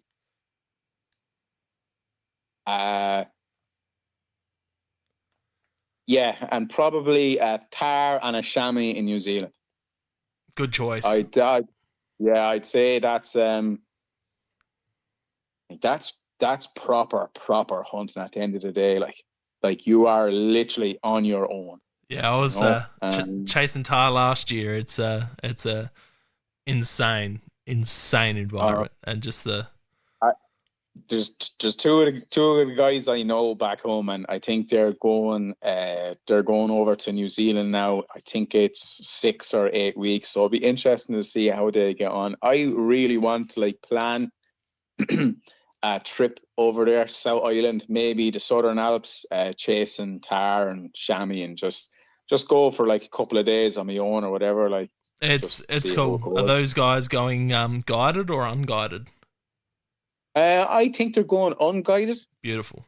It's something that people can do. Everyone, looks at the cost of the guides, especially because they're targeted at, rich Europeans and rich Americans, and it's just thousands and thousands and thousands of dollars. But, if you don't want to shoot like absolute trophy, you just want to get onto an animal, you can go pretty much unguided. And then the other thing that people don't think about is social media. Make contacts, trade hunts. That's how I got onto my tahr last year with Jurgen, is just, chatting through social media. One friend hooked me up with him, and I got chatting to him and said, look, this is about the time I want to be going down. And he goes, oh, that's awesome. I've got a couple American mates here as well at that time. I'll pick you up. And went from there, and I managed to shoot I think it was like a 10.9 inch bull tahr and a tahr ewe. So it was absolutely cool. And then a few years before that, I was chasing Sika on the North Island, which was, I didn't shoot one. Oh, yeah. I refused to shoot one with a rifle. Missed 3 with a bow. I regret not shooting that stag with a rifle. Every day it hurts, but it was a cool experience, man. Like hearing those animals just hee-haw.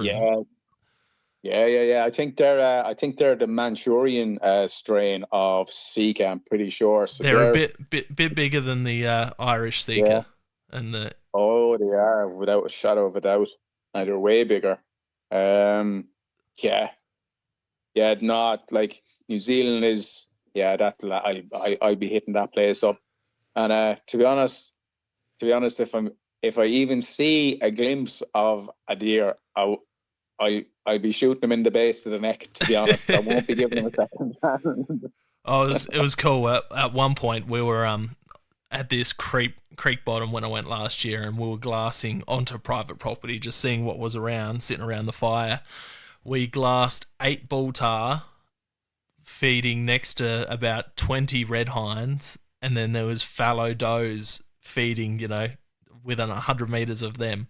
So just in this one spot, you got bull tar, reds, and then when we came back out and were actually leaving, I've glassed up into the same area. I've seen about 30 red hinds and a couple of stags, and watched this absolutely monster stag just chasing hinds around. And then us driving through the creek bottom spooked him, and just watching him herd up all the hinds and herd them up over the hill. I'm just like, oh man, why are you on private? But it was, yeah. That's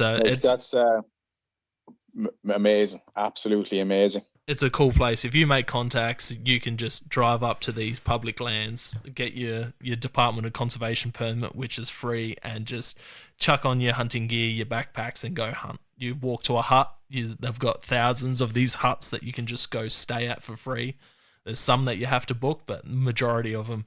And then you've got hikers coming through. So like I've told this story a few times now, but it was a cool experience for me, I reckon, because the guy from New Zealand, he was South African born, but a Kiwi. We were hunting with 2 Americans, myself and Australian. Then we were sharing this hut with a where were they from? Two separate places in Europe anyway, but it was just strange, a bunch of different nationalities sharing a hut, all different backgrounds. These guys were hikers. They weren't, like, one was a school teacher. She had no hunting experience. This other guy, he was from the Netherlands, so he had no hunting experience either. But we were sharing, we had some wallaby we shot. We had the tar meat from one of the tar I shot, and we're sharing that meat with them while they were hiking through, and explaining to them about what hunting's like in New Zealand, America, Australia. And so they left that hut with a wealth of knowledge and just a different experience and look on hunters compared to what they had beforehand. Unreal. Like New Zealand, like, I think the world should look at New Zealand and how they manage their hunting and how they look after their land for hunting, and like it's absolutely incredible. Like, and the place is pristine. Oh, it's so beautiful, man. Like nothing compares to it. Like Australia is different. Like it's a different type of rugged, but you get over there and it's just insane. But you look at everything and you're like, oh, it looks all like, the plants look all soft and fluffy. Everything's got fucking spikes on it, man. Like I was pulling like spikes out of my legs for weeks when I got back. It's nasty, rugged country. It's just insane. Yeah, no, I'm looking forward to it now. Really am. Definitely do it. Try and organise it. Find someone over there to go out with. That's for sure. What would be your favourite thing to cook with hunted or caught food?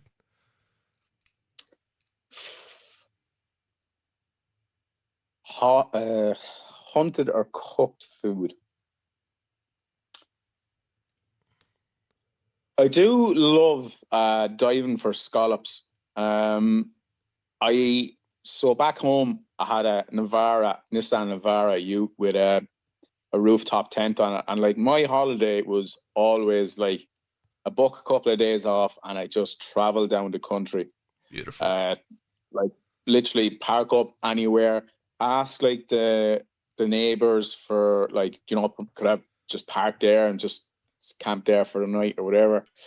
Funny story was this place that I have down in Glengariff, it's down in West Cork. So I was down there and I was literally like, after driving 3 hours to get there, and I was on this lookout and I just looked down, could see the sea and see this kind of secluded bay. So I said that'd be an ideal place now to like go spearfishing, because sheltered from most of the currents or whatever. So that was grand. Drove down this like gnarly fucking country lane. Like these little small lanes, like people don't understand how small these are. You can only literally fit one car in this and there's grass growing in the center of it. Like there's moss growing in the center of the road.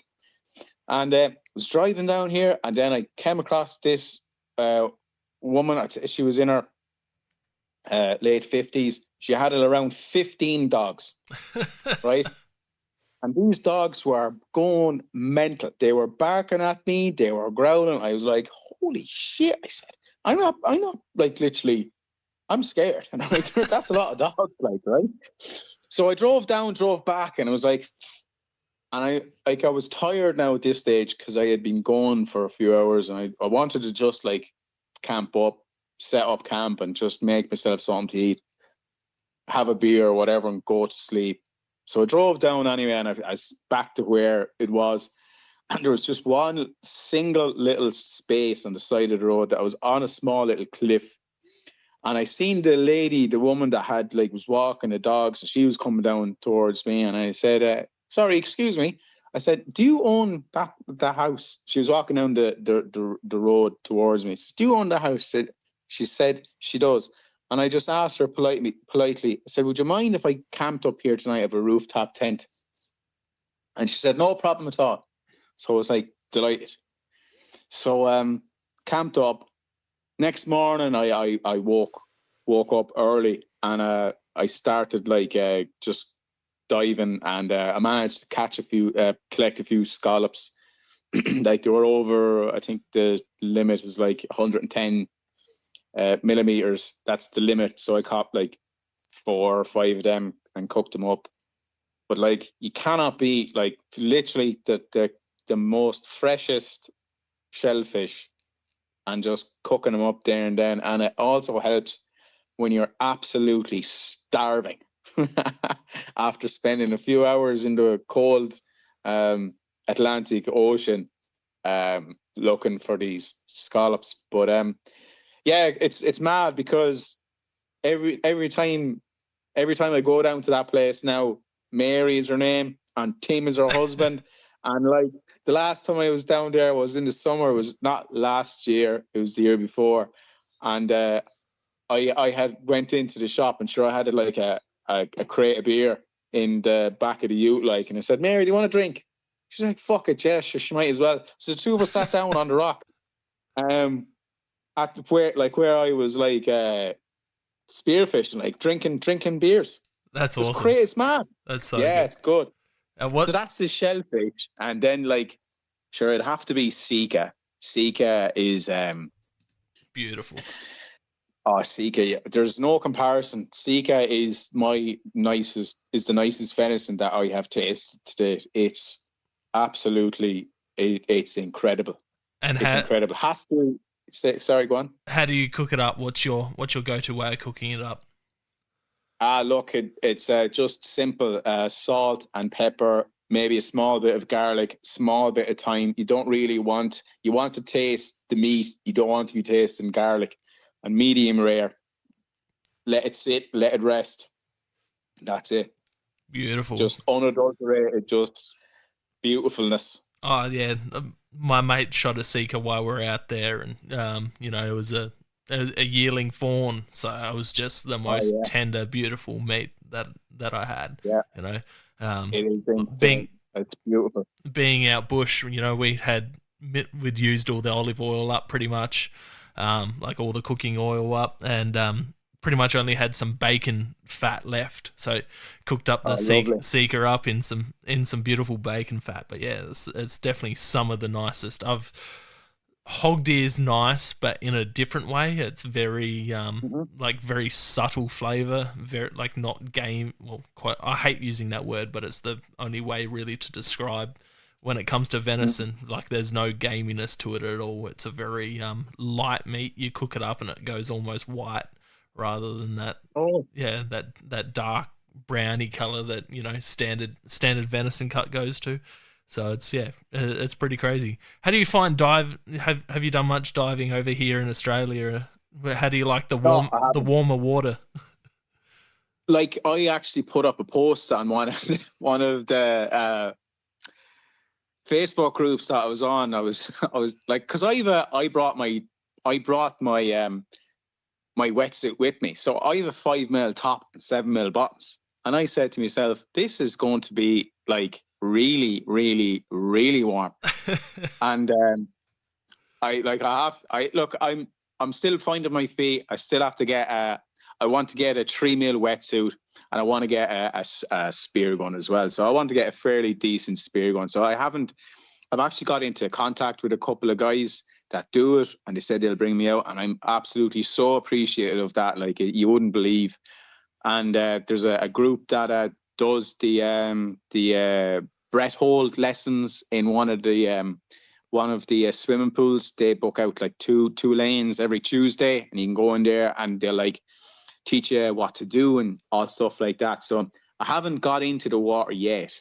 The only time I was in the water was like either swimming or bodyboarding or surfing. Well, trying to surf. Like, I cannot surf, mate. No way. Not yet, anyway. And I was just scoping out an area that for the abalones there, and yeah. But even at that, like, I'm still just so nervous of a big tiger just coming in and just taking me out, and I'm like, mate. You have to look, check out the last guest I had on, Luke Potts from Aquatic Rehab. He's a New Zealand Spearo hunter as well, but he's up in the top of the North Island and does shitload of spearfishing, and just the encounters he has with sharks is just freaking mental. Like, he's like poking these sharks with his spear gun, like, every time he goes out. You know, he's seeing multiple sharks. He's getting fish stolen by sharks. It's absolutely nuts. Like, we're looking at Joe Wiles, J.E. Wiles. J.E. Wiles, yep, I know Joe. Yeah. So I was looking at his YouTube channel there, and he was like fishing for these kingfish or whatever you call them. Like, and he was saying that, like, he has to swim across this gutter or whatever he called it, like, and he said he's seen big great whites there. And I'm looking at him like swimming across the water. I'm like, that's the single most terrifying thing anyone could do, in my opinion. Like, it's just, but look, ye all grew up with it. I didn't, so I have to still try and find my feet. You know, have you, Joe, if he's listening to this? Classic. Have you seen any snakes since you've been over here? Any wilds? I haven't. I was hiking. I heard one. I was actually hiking. I wouldn't even call it a hike because there's no mountains here. I was going for a walk. One evening or one morning, and I was just walking up this little track. It was at a place called a Berry Reserve Falls, and I was just walking up this track, and I heard a hiss, like it was fucking close, and I just said to myself, right, that's it. I just keep walking, just keep walking. I have this thing, right? I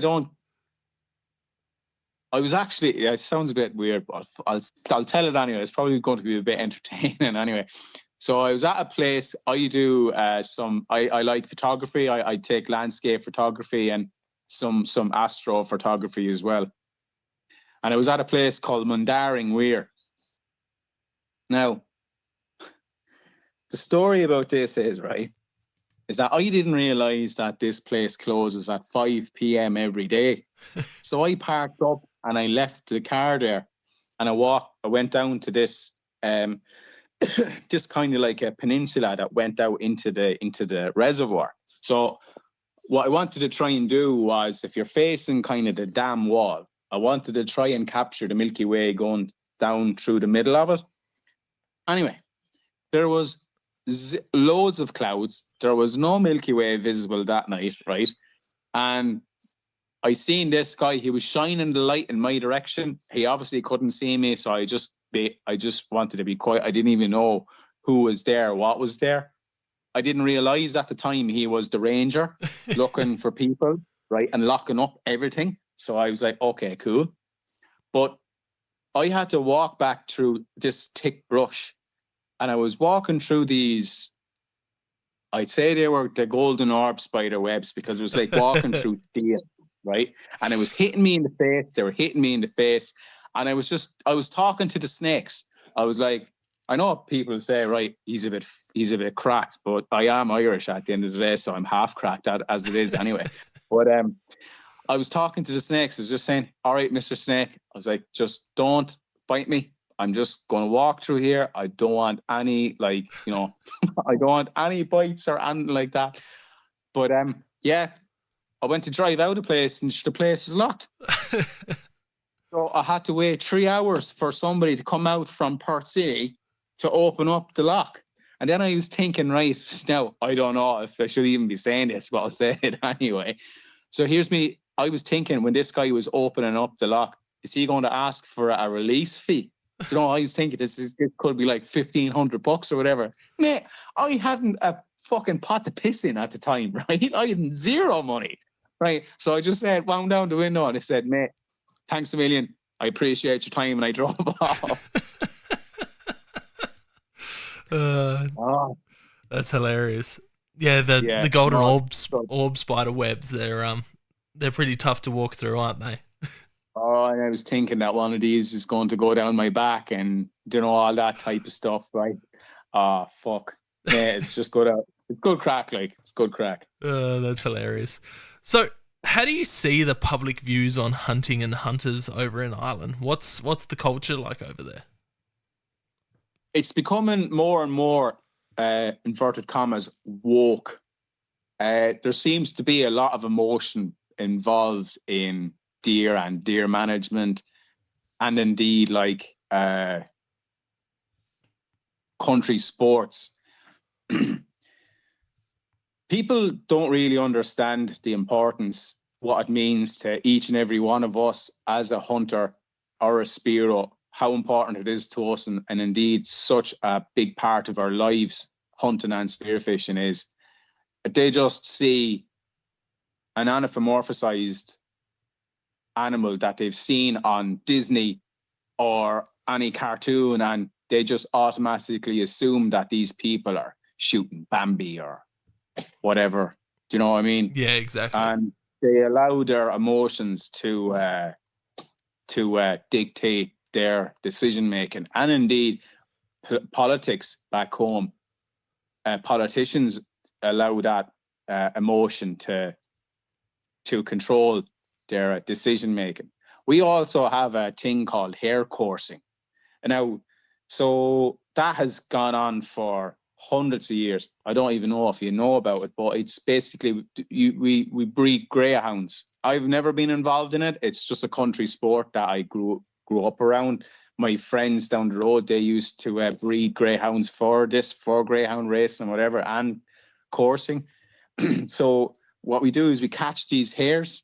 Hares are very looked after. They're all given shots, vaccines and whatever, and they're looked after. And basically, two greyhounds will run after this hare, and whoever turns the hare, whichever dog turns the hare, wins. So they want to get rid of that. They don't think it's fair. They think it's cruel. They think that the greyhound is going to kill the hare, when in actual fact, it's not. It's very much looked after. Once that hare hits there's kind of these barriers that only the hare can get under. Yeah. It's stopped. The hare is safe. Also, what we have is the fox hunting. Now, that's another emotive subject as well. This has happened for hundreds of years as well. People on top of their horses, they go out with hounds and they try and look for a fox. And if they get the fox, the hounds will obviously do what hounds are bred to do, and that's to kill. But any person who has done hunting, they'll tell you themselves they might get 3 foxes a year. I can't tell you how many foxes I've shot with my 220 Swift. It's hundreds, if not thousands. I've just mowed them out, and I don't really want to shoot foxes anymore, to be honest, because I've done my fair share of it. So someone like me, or indeed anybody else, has shot more foxes than the hunts in Ireland combined, I would say. So it's people are allowing their emotions to dictate their decision making. Indeed, there's some politicians that I personally like, because they stand up for the common people. We want to get more houses built for people back home, and indeed it's probably over here as well. But their opinion on fox hunting and indeed coursing, they want it all like stopped. And then that's kind of like changing my opinion towards them. Like, so it's the same here, man. Yeah, it's a very emotive subject. And if people, one thing I have started doing is that if a person is on the edge, right, and they're willing to open their 2 ears and listen to you, because we have 2 ears and we have 1 mouth, and that's the ratio that says it all. If they're willing to listen to you and not interrupt you when you're talking like facts, or when you're talking about your own experiences hunting deer or hunting foxes or whatever you're hunting or whatever you're spearfishing, if they're willing to listen to you and they come to the conclusion that, oh, I didn't know about this, but now I do, and I see where you're coming from, that's ideal. That's grand. That's perfect. Love that, because you've actually educated someone who's willing to listen. But it's the people who don't want to listen to you. It's the people that have their opinion set in stone. And you get into a conversation with them, I will walk away from that. Yep. Because why should I waste my energy trying to talk to somebody who has their opinion already made up? I'm just like, mate, or whoever it is, I'm not talking to you, and I'll walk away. Yeah, it's unfortunate. I've turned a lot of people not into hunting, but I've changed their opinion on hunting, whether it's talking hunting here in Australia, hunting in Africa. That's always a big one. Like, I'll talk about hunting here, and then they'll be like, oh, but you wouldn't hunt such and such in Africa.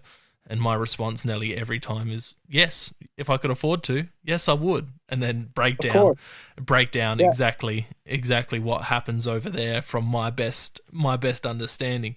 But it's just those absolute mental cases that you have. Like in WA, there's a group over there. I can't remember the group's name, but there's this one chick. I think it's Tash Peterson, and she is an absolute fucking whack job. Like, this is the one that paints herself as a cow and goes around. Goes into restaurants and just just fuck off. Like, seriously, like she's mentally ill. Yeah. Let's just put it that way. There's a few of them here in Australia, and unfortunately, they're the people that are showing the cute animals, like making them out to be, Disney characters, and saying, I've saved this animal from being eaten. We shouldn't eat this. We need to change this. Greyhound racing here in Australia is they're trying to ban greyhound racing, just standard racing, because it's cruel to the animals. They tried to do that as well, back home as well, because cruelty to animals as well, and just like it's not. It's far from it. Like, these dogs are looked after. And it's the same with horses. They try and ban horse racing here. Then you've got our version of the fox hunt that's constantly under scrutiny would be duck hunting.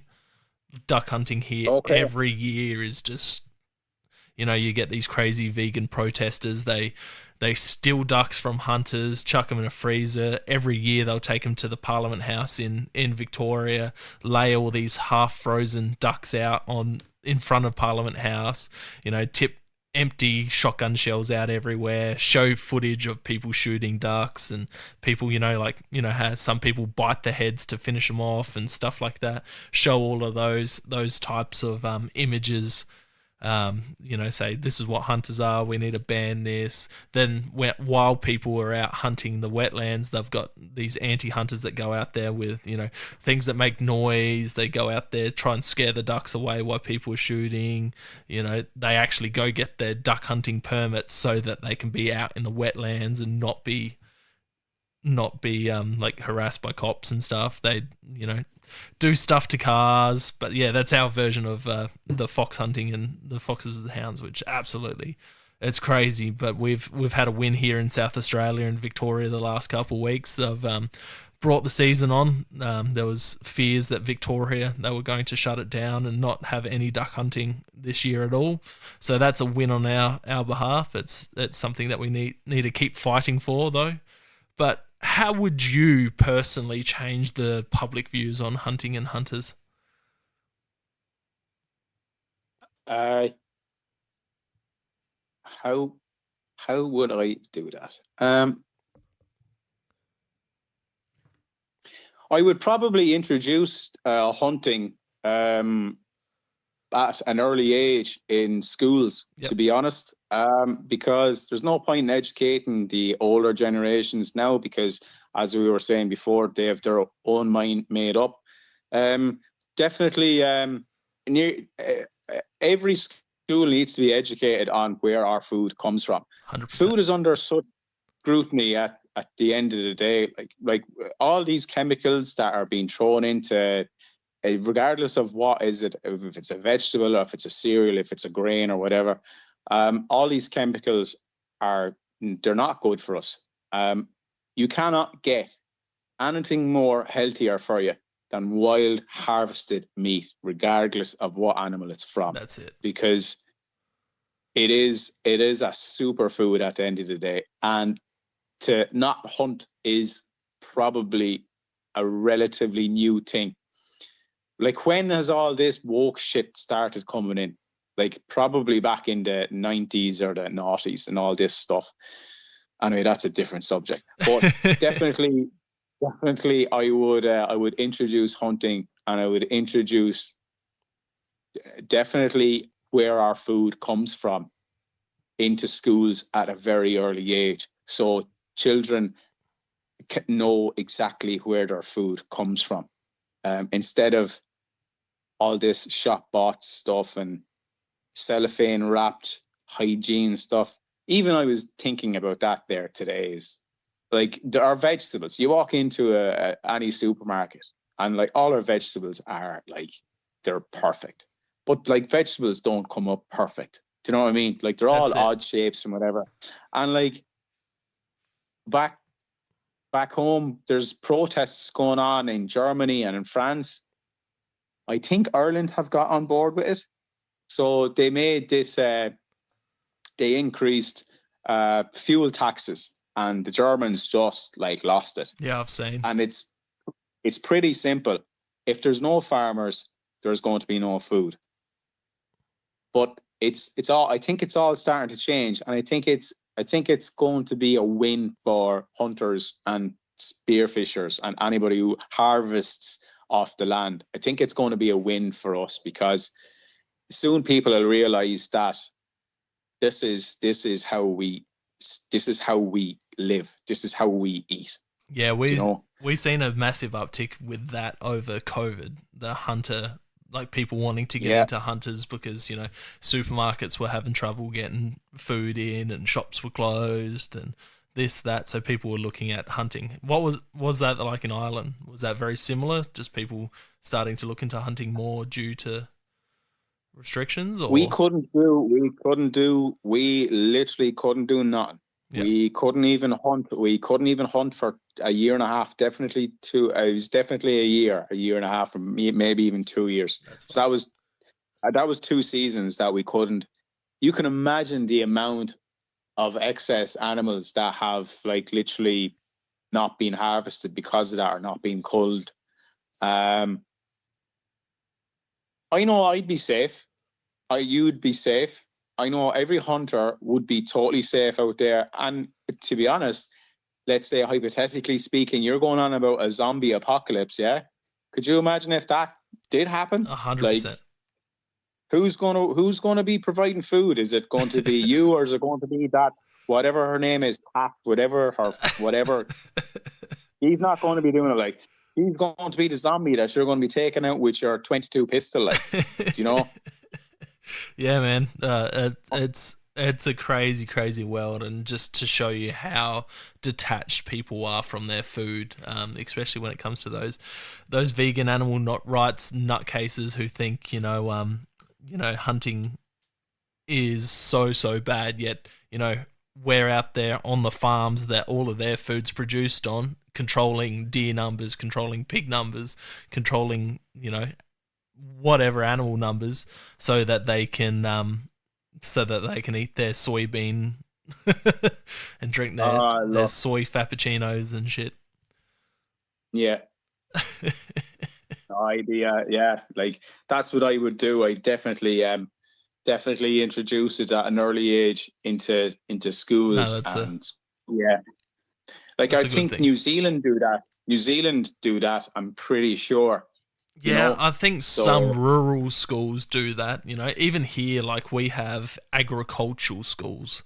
They show you how to farm chickens, farm goats, cattle, all of that stuff, grow vegetables. The high school I went to, we showed cattle, we showed goats, we made our own wine, all of that type of stuff. But once you finish showing the animals, where do they go? They go to the slaughterhouse. Like, so kids got an understanding of where their food come from and stuff like that, which was good.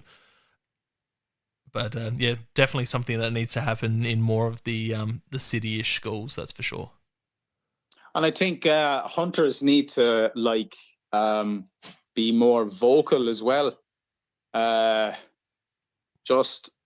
think you can't really just sit down and take it all the time. Like, really need to start kind of speaking up for what is morally right, and like we love the animals that we hunt. We probably spend the same amount of time observing the animals, especially if you're a bow hunter. You probably spend more time observing the animal than actually shooting them. Like, so in that sense, definitely need to speak up and have, or try at least, get someone in a high political position to stand up for us. I don't know if you have anyone over here. Yeah, we have a party called the Shooters, Fishers, Farmers Party. So the head of that, Robert Borsak in New South Wales, he would probably be that guy. I know Western Australia doesn't have one at this, like, the party at the moment, because they changed how they get their parties in there. So I know that they're working on getting another Shooters, Fishers, Farmers candidate over there. Same with South Australia. They're working on something, so I'm keen to sit down with them soon and try and wrap my head around politics and that side of things, which will do my head in, because I can't stand it. But I think it's a discussion that needs to be had. Like, in the shooting scene in Australia, the hunting scene, it was something that was done and not talked about, and I kind of think that's why we're in the position we're in, because, like, the older school mentality was not to talk about hunting because they didn't want it taken away, and now that nobody talked about it, it's getting taken away. So we're coming back out at the food aspect of things, and the eradication, the pest control, the helping farmers out, all of that type of stuff is the angles that we're playing on to try and keep hunting legal in Australia. Yeah, it's I know how you feel about the political aspect of things. You can't really wrap your head around it, like, but one thing is for sure is that if there was the same amount of money in hunting as there is in mining, you can be guaranteed that there wouldn't be that much uproar about hunting. It's all about money, I'm pretty sure, at the end of the day, like, so hopefully hopefully it will all work out right. Like, because at the end of the day, we're just doing what humans have done for the past 200, 300, 400, whatever, hundreds of thousands of years. Yeah, that's We're it. just continuing it on.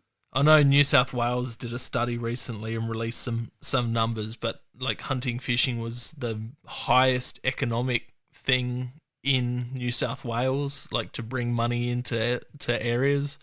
I can't remember the exact quotes, but it's pretty cool to hear and see that.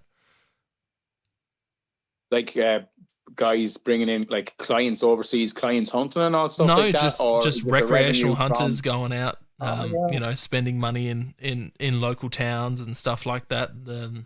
I can't remember the exact study, but it was something along those lines that, hunters are bringing in the money into these rural towns. It's cool. It's cool when you look at the states, like 10% of anything that's involved in hunting, whether it be your box of bullets or your rifle or your scope, 10% goes to the maintenance of national parks Pitt and whatever. Robertson Act. Yeah, that's it. I think that would be a great thing to happen. Like, I wouldn't say no if 5% or whatever of that revenue went, even if a box of bullets was increased by $2 or $3. If you knew that was going to the preservation of hunting, you'd be paying it.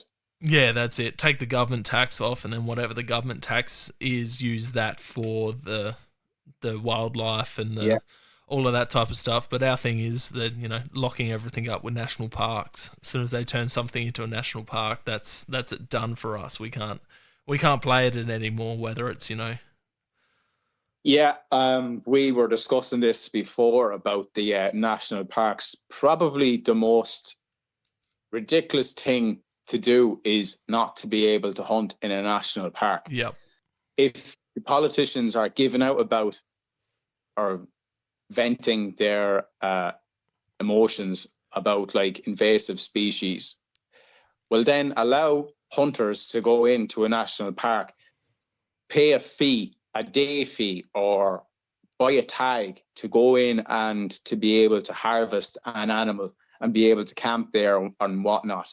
It just makes viable sense. It does. It really does. Like I know back home, Wicklow National Park, it's the biggest national park that we have. Yeah, it is the biggest national park that we have. But it also is the biggest sanctuary for the Sika population in the country.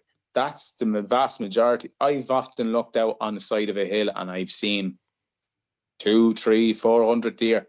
Do you know? That's insane. I would love to be able to hunt there. I'd pay to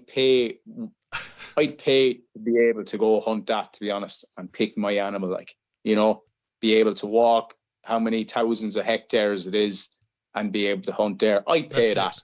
Yeah, as we all would here. As we all would here with, areas that we have locked up here. But yeah, what is hunting to you at the end of the day? Way of life, hands down. There's no other question about it. It's something that I was brought up with. It's something that I've had a passion about since I started at 6, and it has brought me immense joy. Even seeing like some of the happiest experiences that I've ever had in my life have been with Ben, shooting deer. I shot my first deer. Ben was beside me.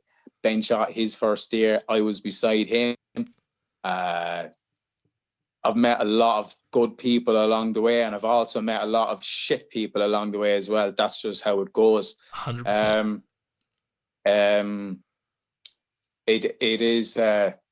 It's just something that I've no kids at the moment, but I hope to have one day, have my own family, and 100% they will be taught how to hunt, how to fish, how to process, how to skin, all of this.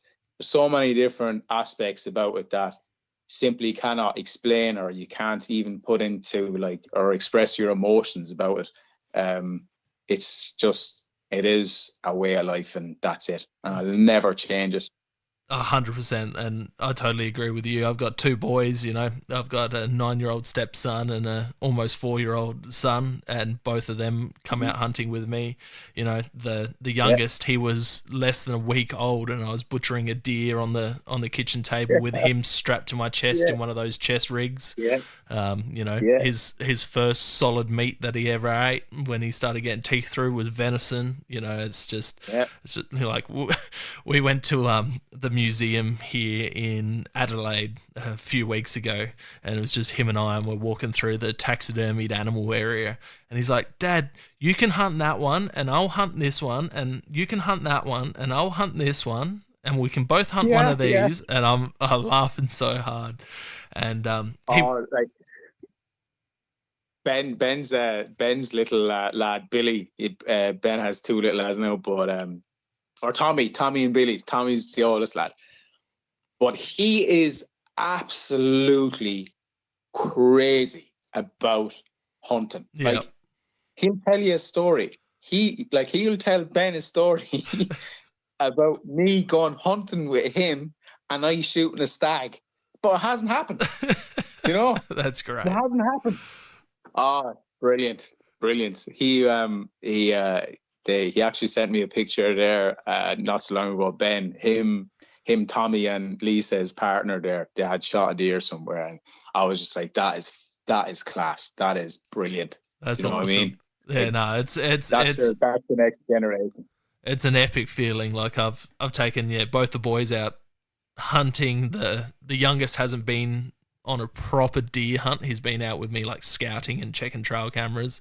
This coming April, I'll go shoot my first deer with him. Drag him along. Now that I don't have to carry him around in a backpack anymore, and he can walk and somewhat Yeah. be quiet. So I'll take him out, shoot a deer. The oldest, he's come out with me, and I've shot two or three deer with him. So I've shot turkeys, foxes, rabbits, everything with them. I've taken him out bow fishing. The oldest was a Right. happy moment last year. He shot his first couple of fish with the bow, which was just great fun Oh, brilliant. to get him out there. And it's awesome. Like, the youngest constantly talks about hunting. He's like, when I'm older, can you take me to New Zealand hunting? Can we go here hunting, Dad?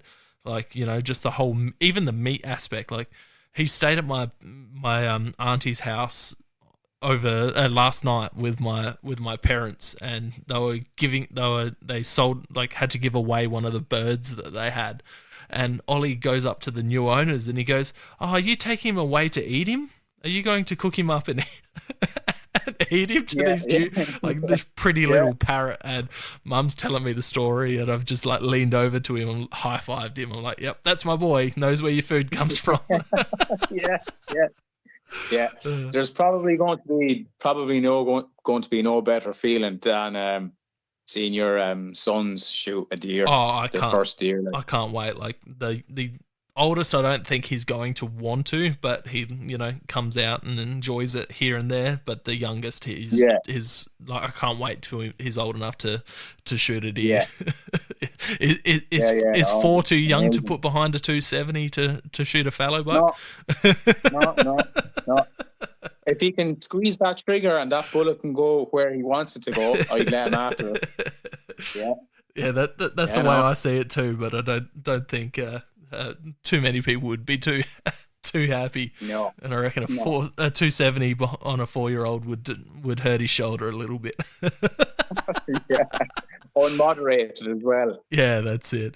Well, anyway, man, like, I've been trying to get you on for a couple of weeks. It's been awesome chat. As soon as you started posting up on the Facebook groups, and I got a few tags in it, and we've been chatting since then. It's been awesome to get you on and hear the way of hunting in Ireland, and what you want to do over here, and hopefully when you're a permanent resident, you can get your license and get onto it, and hopefully, well, even before that, with a bow, you're going to be out there chasing our introduced species and tackling. Oh, mate, I cannot wait. Like, I know it's going to be a long journey when it comes to the bow hunting, because I know just how difficult it is, and I know, like, I I can hunt, but I can't bow hunt, you know. So like getting close, I can get close to deer, but maybe like, I don't know, 30 meters now is fairly it's fairly impressive to get 50 meters to a deer, let alone 30 meters. So yeah, look, I'm looking forward to the journey, to be honest, and yeah, just can't wait to get after it and go traveling and make new friends along the way and make memories. And like, we're on this earth for a very small piece of time, and we need to just get out there and just get amongst it. That's it. You know, if you ever come down to South Australia, you're always welcome to come out for a shoot with me. I hope you document your process of hunting and getting into spearfishing and bow hunting and that on your podcast. Yeah, I will. I actually, so I have a YouTube channel as well. So maybe guys want to look me up. It's just Jody Creane, JodyCreane. I have a couple of videos on that of me and Ben.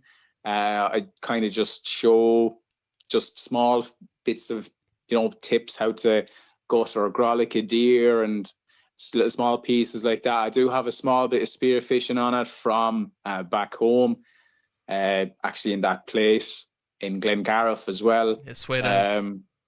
But yeah, like 100% start. Like I do like kind of making like videos and documenting this, whether it be through photography or videography and whatnot. Like I'm 100% going to record this, because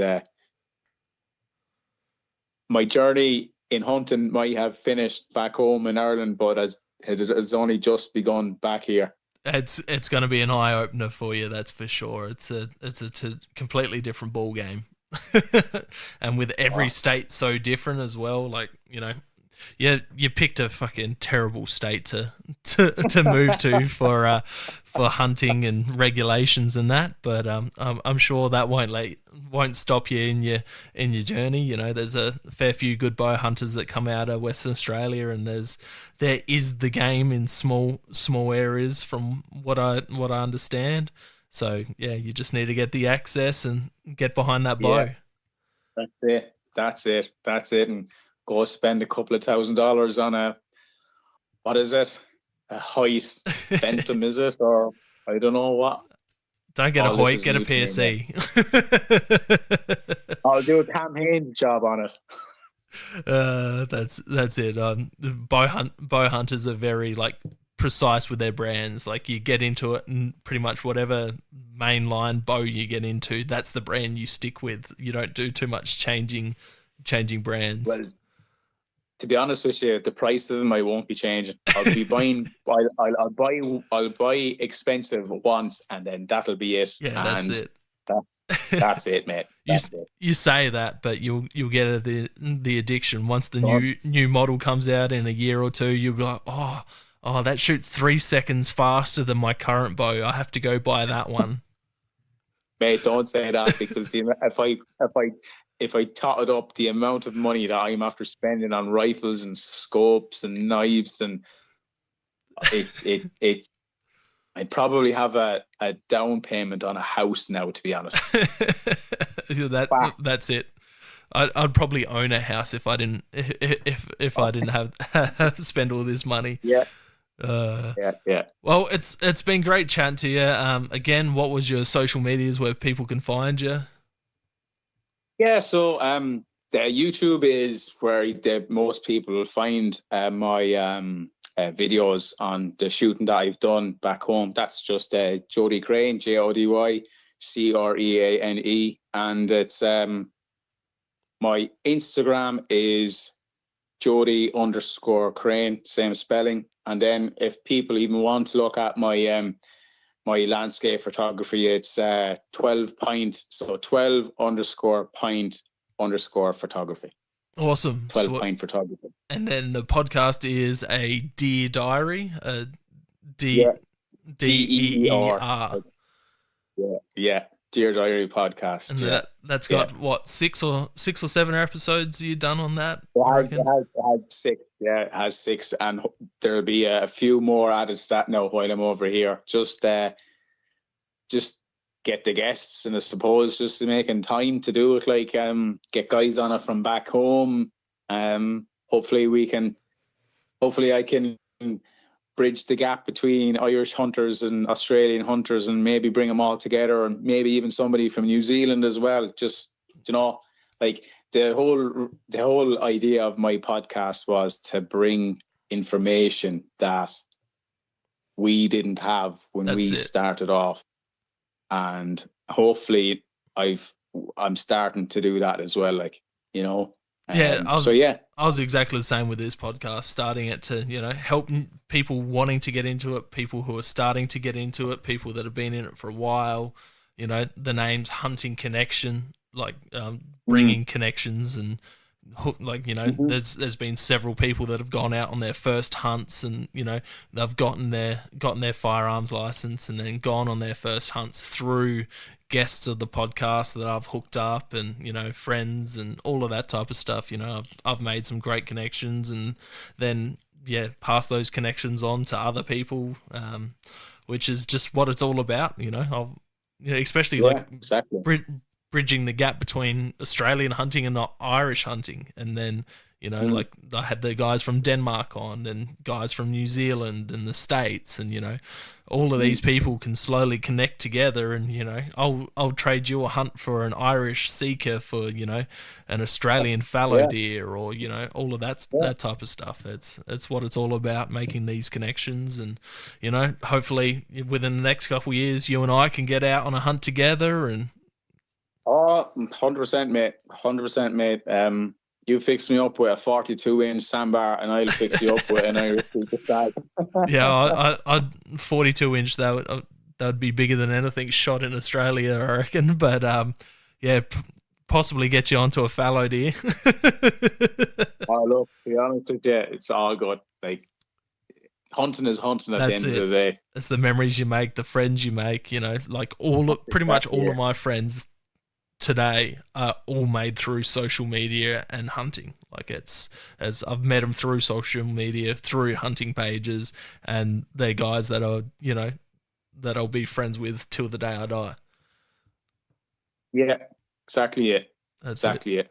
Well, anyway, man, thank you very much. I've taken up enough of your time. It's getting late here. I know you're in Western Australia, so it's probably only 6 o'clock now up there, maybe 7. Yeah, I don't even know what time it is, to be honest. We've been talking, I'd say we're talking 2 hours, are we? At least anyway, an hour. Yeah, 2.5 hours, been recording for 2 hours. Fuck. Yeah, it goes quick, man. It goes so quick, especially when you're going down deep rabbit holes and having good conversations.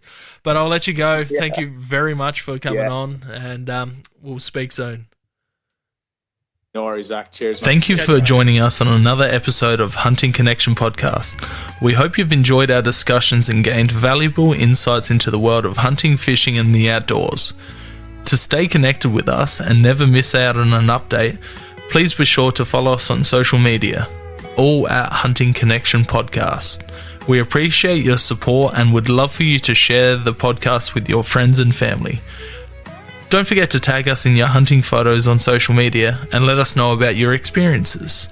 Your feedback is invaluable to us, so please take a moment to subscribe, rate, and review the podcast. Together, we continue growing and delivering more captivating episodes for all hunting enthusiasts. Stay connected, stay informed, and keep pursuing your passion for the hunt. Until next time, happy hunting.